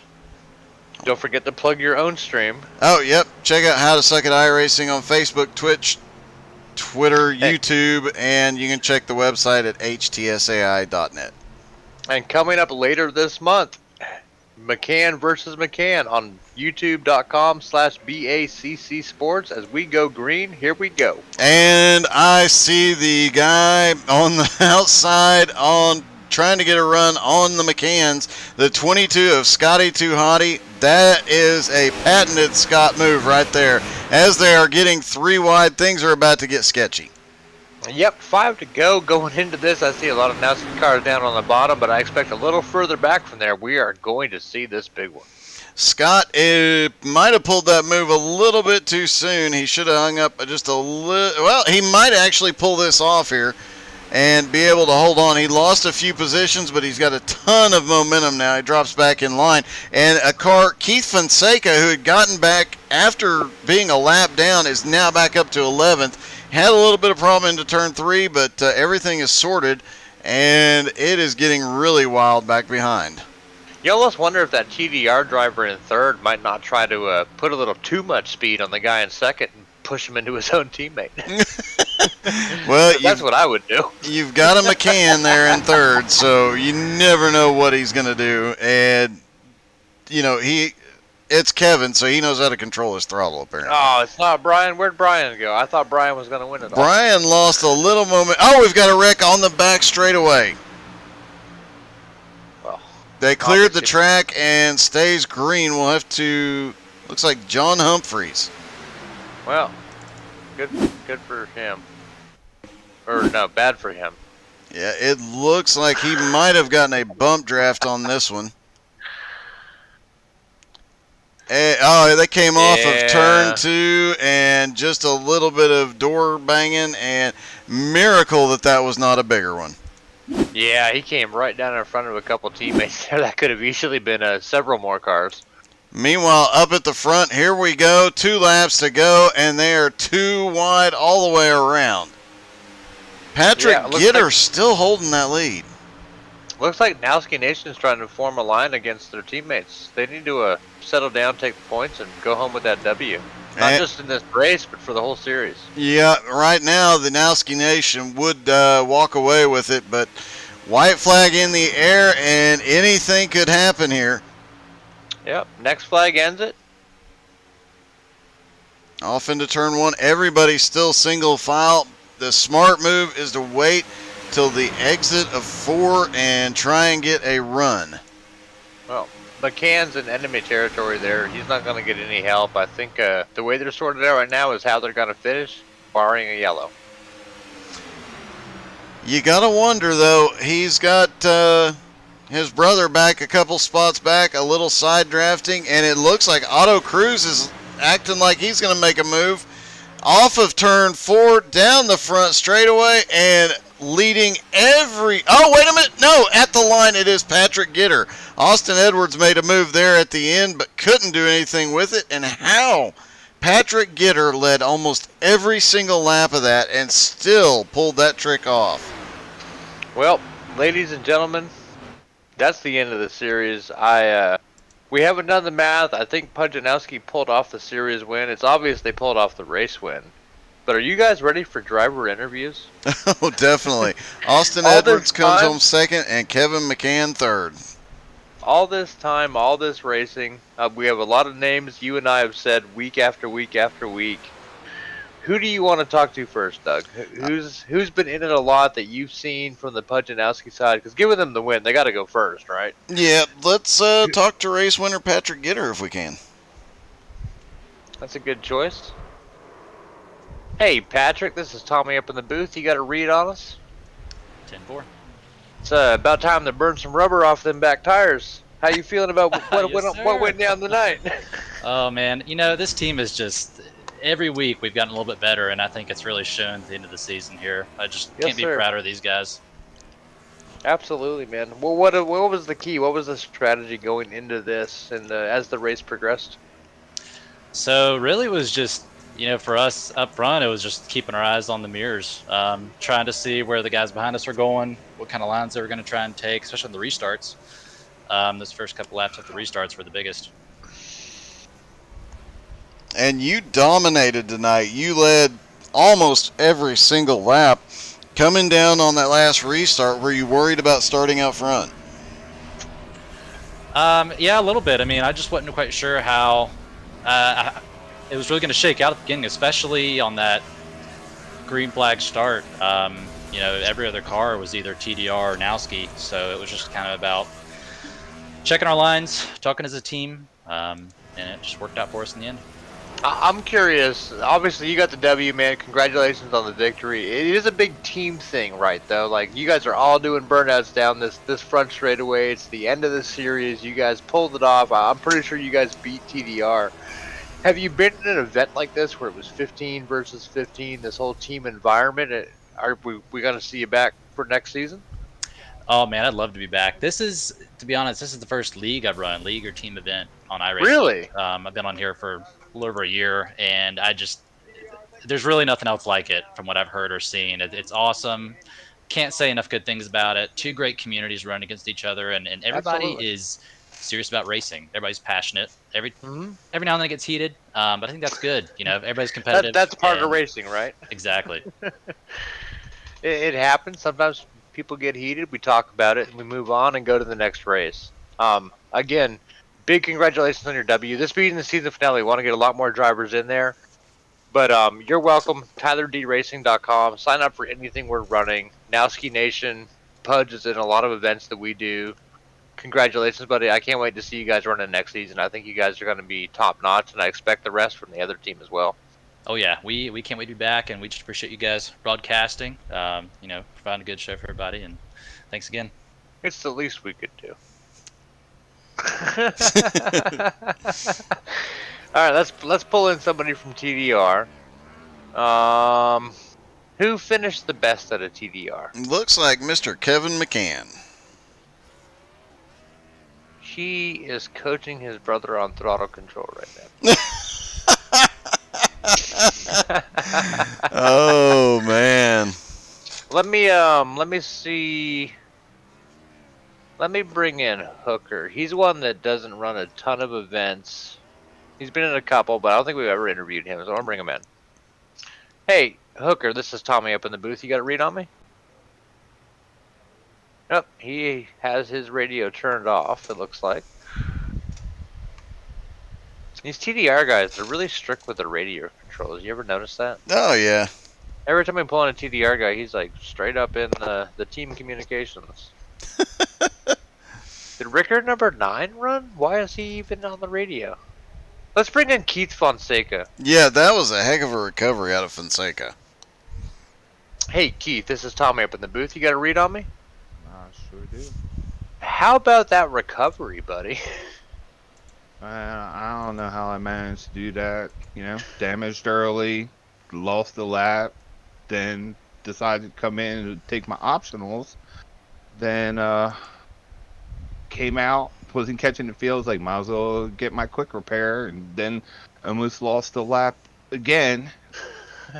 But managed to stay on the lead lap and just work my way up through the field there. Didn't bring home a W, but what you showed out there is a lot of what racing's about. Running that race, finishing your race. You could have given up early on when you were a lap down. You got that first lap back on the lucky dog and fought back all the way, and it wound up finishing pretty well. Yeah, I think was like top 10. I think 9th or something. I came in, but yeah, hey, I'll take it after early on being hurt and stuff. Can't complain. It is what it is, but we wanted to make sure we congratulated on that because we talked a lot about the team effort going into this event.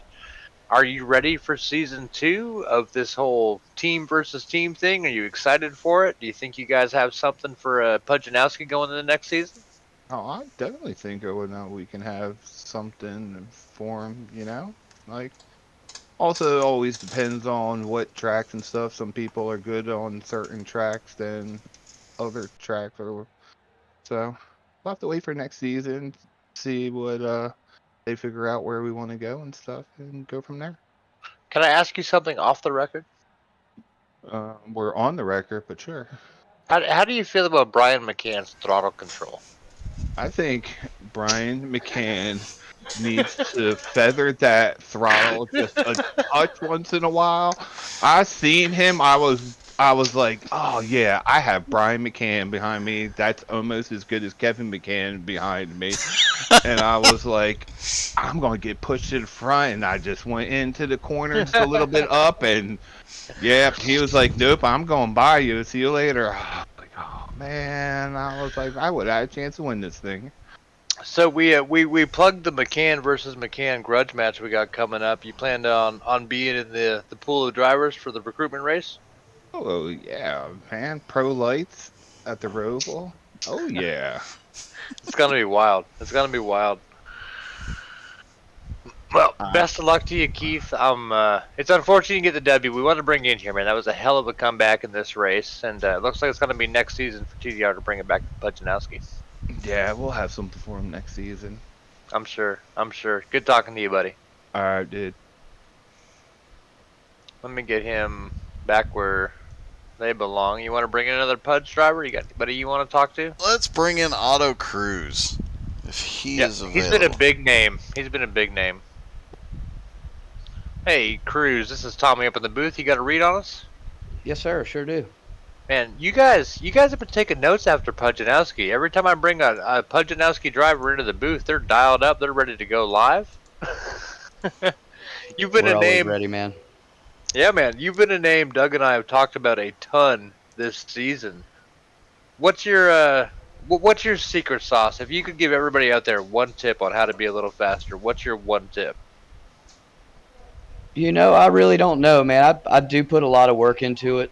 Seat time. If anything, it's seat time.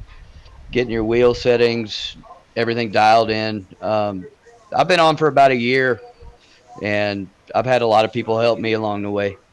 So I just try to do the same with the teammates and help develop them. And we've seen some take some big strides.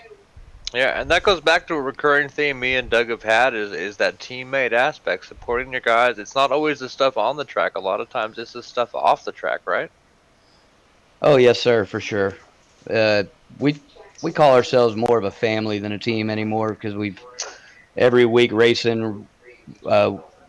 in, race out. We're side by side, communicating, working as a team, and we even consider the TDR guys part of a family. Even though it's a grudge, Absolutely. it's fun, and it's gotten a lot cleaner over the past few weeks, and I love it. Speaking of grudge matches, we've got a McCann versus McCann coming up on Back Sports. How was Adam Ricky versus Otto Cruz in that bump and run event? That was a lot of fun. It was, I mean, Adam and I couldn't get away from each other that whole race. It seemed like we were running nose to tail, but we Sounds like never a grudge touched. We match, ran huh? side by side. It was great. It was awesome. Good man, good man. Glad to have you over here. Me and Doug say your name a lot. Doug, you got anything for Otto over here? Man, just congratulations. You were up front all season long, and I'm expecting you to be up front again for the next one. But you had a heck of a run. Well, thank you very much, Doug. That means a lot coming from both you and Tommy. Absolutely. I'm gonna drop Otto back where he belongs. I'm gonna try to run through a couple more names, see who we can get. I'm gonna pull one in from TDR, Marty Brown. He did set the best times in TDR practice in the Ford. Marty, this is Tommy up in the booth. You got a read on me? Yes, sir. I got you. How's it going? What happened to the speed of the Fords TDR saw in practice? I have no clue. We could not get a run at all, especially in the back. Just in the dirty air, we could not get a run. Yeah, I remember in practice the Ford seemed strong, and it seemed like Pujanowski was very heavy Chevy, and it just didn't show up. Yeah, I don't know. Maybe we're in a special session or something, but yeah, it was fun. Yeah, man. Are you gonna be back for next season? I assume you will, as deep involved in the community over there. Yeah, definitely. Lately been doing a lot of hanging out in the streams and stuff, getting to know the other guys, and it'll be fun to run a lot of league stuff with them coming over and doing more stuff with the grudge matches and more races with Pudge. Absolutely. This whole season, what's your biggest takeaway? What have you learned the most running all these events with this other great community? Teamwork. It's a different type of racing. We're so used to league racing and racing with the same people that whenever you come out here, just seeing, working with the teammates, trying to get runs with your teammates, versus the others, and just getting those little rivalries. That's the fun part, getting to know everybody. You get to know your drivers from your team a lot better. I think it really brought the group together. Yeah, I think so too, and I can't wait to see some of the Pujanowski guys running our leagues and some of our guys running their leagues. Yeah, that would be awesome crossover. I'm definitely looking forward to it. Well, I'm gonna put you back in the booth. We want to run through a bunch of guys with the season finale. But Marty, appreciate you supporting everything we do over here at TDR. Good job, and we'll see you next season. Thanks, guys, for all y'all do. All right, I'm bringing one of your guys, and due to popular demand, it looks like it's gonna be Scotty too. Yeah, I kind of figured that was coming. Now, if we bring him in, well, no, this is your channel. We can cuss on your channel, right? Let's limit We don't cuss on Back Sports. We can limit it. All right, I'm gonna bring him in. Well, hold on, I'm gonna bring him in. Hey, Scotty, this is Tommy up in the booth. You got a read on me? Was he? So Becky said to put Scott in, and I feel like we should talk about him. He's got a little nickname you use. He's obviously close to your community. Let me try to dial him back up here. What is this? Every time I put him in the booth, he jumps right back to the channel. Might be a glitch in the matrix. You never know. Well, fine. Let's bring Caleb McCarthy in here. Oh, definitely. She's one we need to talk to. Hey, Kayla, this is Tommy up in the booth. You got a read on us? Yes, sir. I got you. Young lady, putting on a lot of speed out there. You haven't got the W yet, but you're chasing it. How do you feel about this event as a whole, this series? This group is a great group of guys. I mean, everybody from TDR, Pudge. Um, I couldn't say anything more about these guys. They're a blast to run with. It's like having a second family or third family. You know, I mean, this iRacing stuff is become a family, and you get to, add members to your family, and I've been lucky enough to be added to the Nowski Nation family, and that win's coming. It is coming. I really feel like maybe Kentucky, where I was making some gains, that caution came out, may have been the race, but we'll get one. We'll get one soon.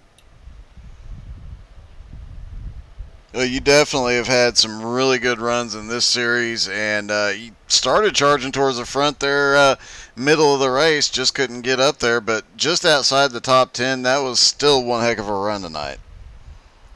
Yeah, that last restart, Scott made a move, and I had to go with him. I felt like it was going to be, Scott's and my best bet to move forward, and unfortunately just got it taken 3 wide and kind of ruined the momentum that we had. Scott was able to get back in there and gain some spots back, but overall, great night for the Nowski Nation team. Cap it off with a championship. Can't be happier. Absolutely, and I definitely see that W coming for you. You have had so much speed in this series. You've had a lot of great runs. Haven't quite been there, but again, in a team versus team thing, sometimes you're just supporting the team out there. But I think a W is coming your way for sure. Yeah, definitely. It gets a little frustrating when you get so close, or you feel like you're right there, and then a caution happens, or something happens that make it not fall that way. But like you said, it is coming, and it'll get here quicker than we think. Yeah, racing's racing. It is what it is. But you've got the speed to get there, and I think going into season 2, I assume you'll be back for season 2, right? Oh yeah, definitely. I expect maybe you don't get the W again. Racing's racing, but you got a ton of speed, and I wish you the best of luck coming into S2. Thanks, guys. I appreciate it. Absolutely. And all right. Apparently now, according to Becky, we can pull in Scotty. So let's see if this works. He hit a wrong button. What wrong? No, he didn't hit a wrong button, Becky. Every time I pull him into the booth. I think it's a Discord glitch. Oh wait, there's Scotty. Scott, this is Tommy up in the booth. Do you have a read on me? Hey Scotty, this is Tommy up in the booth. Could you turn your radio back on? Because you have it off. Becky.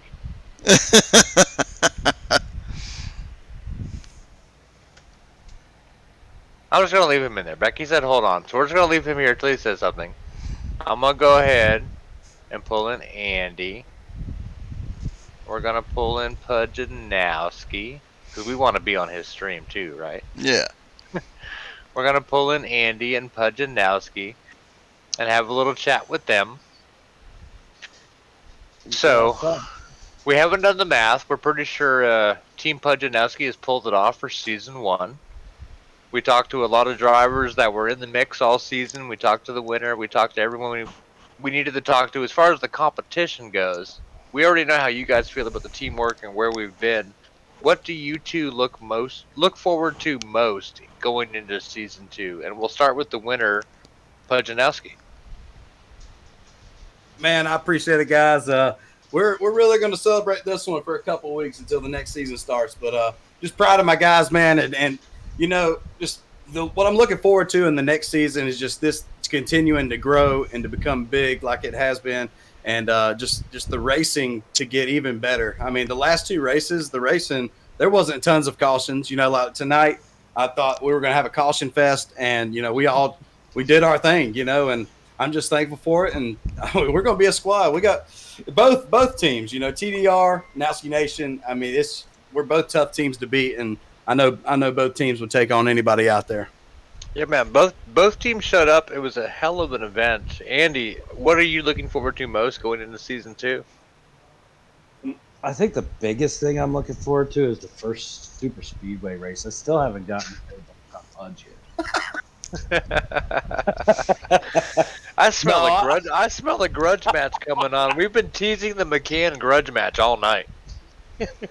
But yeah, like just kind of what Punch said is building this into something bigger and stronger. You know, even stronger, a better bond between the groups. And Pudge had kind of laid out. Maybe adding some additional cars to the series. I know he probably wanted that tonight, but heck, we had to change out 4 drivers just to make 15 and so Yeah. that's something we'll kind of look at too, though. Maybe to get more people involved, add if we can have this kind of racing, you know, um, I'm more than happy to add drivers to the track. We went with the 30 to begin with, just because didn't know how it was going to go. And look at these last couple races. Last week with a car you couldn't drive. Um, That was a and, fun one. but it was pretty good, right? And then It tonight was. It was. a super speedway race where we didn't have. I mean, the really big one never came. No, we had 2 mediums and 2 smalls. Yeah. No bigs. So, yeah, we could make this a bigger, better event. Put 40 or 42 cars on the track. Yeah, I heard a little rumor buzzing going into the next season. We might try for like 20 and 20. Yeah, that was something Matt threw out there. I don't know if he was just talking about tonight or if he was thinking about going forward. What do you guys think? You're live on the air right now. Do you think you can try to pull off a 20v20? I think we can, but I mean, I ended up losing a driver tonight right before the start, so I had 14, and so it is getting tougher to get guys to truly commit. But I think the more we kept doing this, I know a bunch of my guys they commit to Friday night just for this series, and they love it. And I think, like I said, it's going to get bigger and better, and we'll have the guys who will commit every week, to run this thing. Oh, guys, you both know as well as I do how hard it is to put this stuff together, how hard it is to run these things and control the teams and get it all done. And not just for your performances, I thank you guys so much for the effort you put in to allow me and Doug to be able to not just broadcast it, but even just watch this race. Like, I love sitting up here watching what we have put together here because it is incredible. Yeah, I mean, it was awesome. I couldn't quite get the Punch tonight.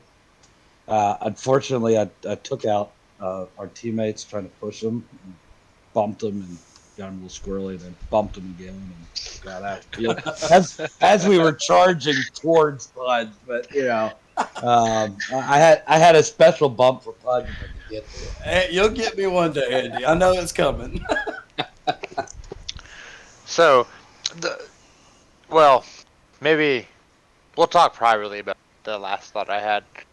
But guys, thank you so much for helping bring the teams together, putting on this racing that me and Doug get to broadcast. Where the driver interviews honestly are the most popular part I've seen, because we've been steadily holding more viewers than we do during the actual event. They come and go and fluctuate. We've been up and down. But we have more viewers during these interviews than we do anywhere else. And I think the two families coming together has a lot to do with that. I think that's awesome because that just means the guys that are out there. There's people that want to watch this series, but the guys at TDR that aren't in this race and the guys on Nowski Nation that aren't in this particular race, they want to know what's going on, so they're tuning in too. Sure. As we get a pick me from Facebook world. But That's gentlemen, right. Doug and I are wrapping up here. Again, thank you. Can't wait for season 2. And the last thought I had, I'll send it over to the group chat. And we'll talk about it. All right. Thanks, guys, for putting it on, doing the broadcast. That's fantastic. I've watched every single one of them. Done a great job. And congratulations to the Nowski Nation for looks like pulling off the win. Yeah, absolutely. Yeah. I owe him a try. Oh, I cut Andy off. All right, let's try one more time to pull It's Scott. almost like we're racing. let's try one more time to pull Scott in. I thought we were going to get to talk to Becky briefly, Right. but apparently it's just Scott. The grand finale, Scott. Yeah, Becky, if you're listening, if we can't get Scott, I want you to download Discord, join the server. I will get you set up. We'll bring you in the booth in like 30 seconds. I don't know why this is so hard. But hey, Scott, this is Tommy up in the booth. You got a read on me? Hello, can you hear me? They got it figured out. Yay!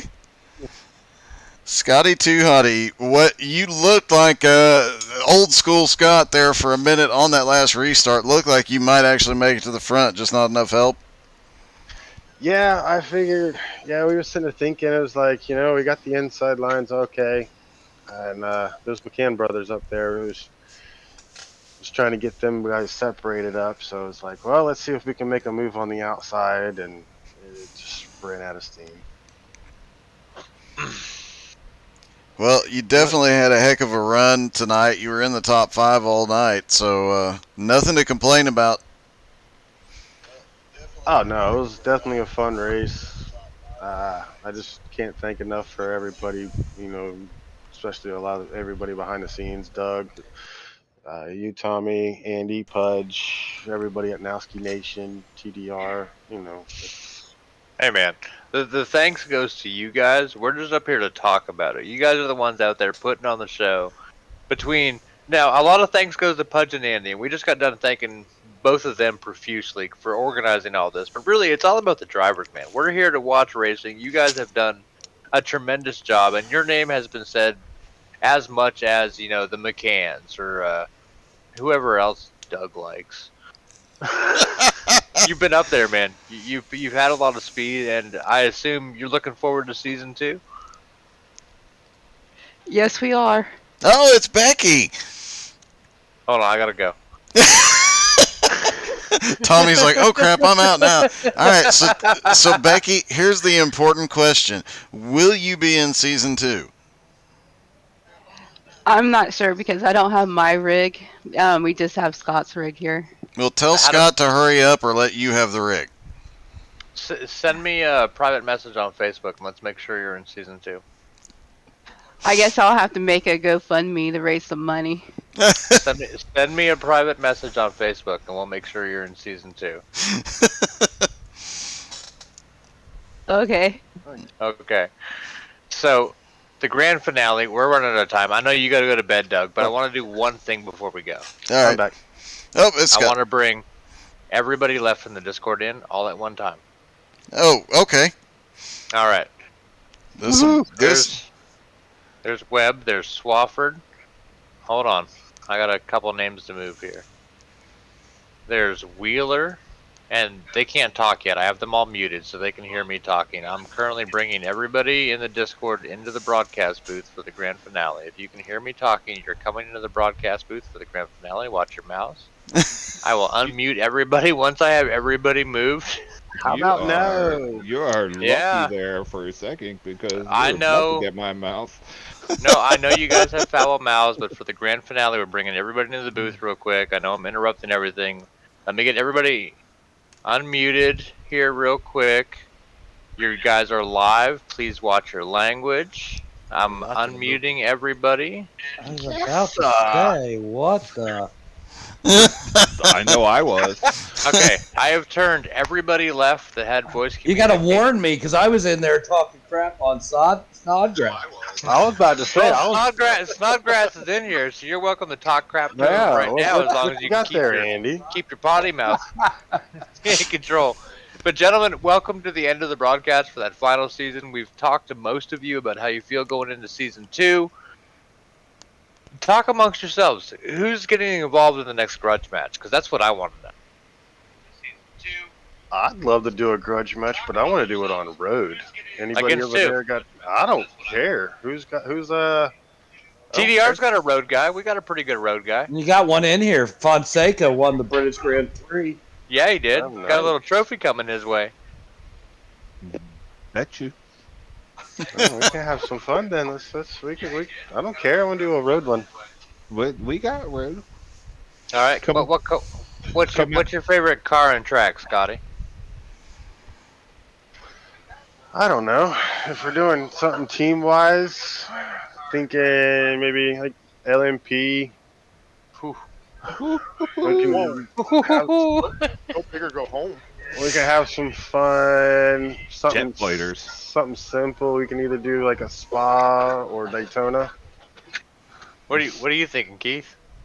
Sounds good to me. Or we can really have some fun and do LMPs at Lime Rock. What? Wow. Whoa. Well, I will tell you, the next grudge match that's going on August 27th between the McCanns is Oh, you got a date. It is a road course race. Yeah, but it's like the Pro 2s, ain't it? Yeah, with Well, the yeah. Somebody's Pro been following 2 our news. Come on, Light. Scott. That's right up your alley. I'm more of a Pro 4 guy, but I like the horsepower. But Pro 2s will work. I'd watch out for Keith too. Not only is he a road guy, but he has like this weird knack for rallycross crap. Yeah. Now you're saying crap on the air. That's not a bad word. There are Can you 7 letters please- that there are 7 words you can't say on TV. I know them all. I'm not gonna say a single one of them. Hey, Tommy, can you do me a Yes. favor? Sure. Can you stop talking me up so much, please? So No need to be a big letdown. Sorry. I gotta then brag Keith, on my voice. You do have talent. Don't be ashamed Thank of it. you. I'm not. So Keith, I'm gonna, I guess, formally call you out at Daytona at nighttime under the Oh. lights with the P217. What do you say? Sounds good to me. You've Put heard it it. Alrighty. on the calendar. Put it on the calendar. Let's have a recruitment or not. Well, draft. it'll be What? on the vote for September's race, and How do you feel about open setup? Because I ain't using that stupid iRacing fixed setup. Sounds good to me. It don't matter to me. None. You want to do open setups? We do open setups. Why don't you two, the Grudge Masters, message each other privately and come up with something? Let us know what it is, and we'll make sure it. gets Scott, I will go so far as saying I'll bust out my P217 to back you up, buddy. Yes, sir. I don't know what that is, but Keith, I'll buy it. Drive it. So while you pulled everybody in here, I want to hear from the people who never talk, and that's Justin Swafford and Jeremy Gaynor. They never talk, so maybe they could have a non-talking grudge match. Oh, a no talking grudge match. Wow. Swafford, you up for that? He doesn't talk. Yeah. if you're up for it, don't say anything. Yep, there you go. There you go. and Jeremy, who just muted himself. You guys are trip.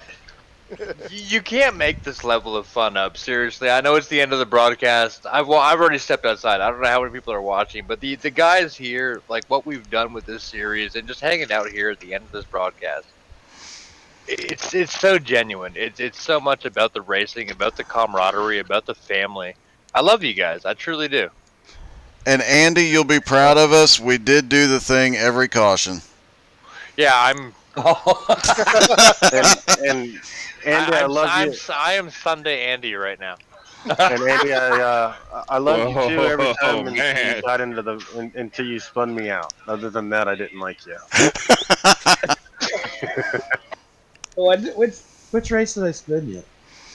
All of them. I think it's easier. I almost said that. I was gonna say you didn't have a chance this one because you were staring at the back of Nowski Nation stuff. But Oh, shots fired. I was too busy spinning my own teammate trying to push him. What are you talking about? That's true too. Yeah. You did a good job on that. We appreciate that one. Thank you. So what are we looking at season 2? We're talking September. Yes. So TDR has some events coming up. We actually have a track days on the weekend of the 20th. I'll That's be next away. weekend. Yep. I'll be away the 27th. So we're looking into September to start the new. And what we're doing, Nowski picks half tracks, and then TDR picks half tracks. We can do that. I don't care.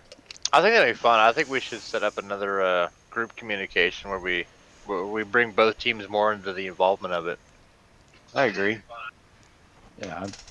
I mean, yeah, it was just a crapshoot between me and Fudge the first time. Tommy, you're Right, forgetting. Tommy, you're forgetting one thing.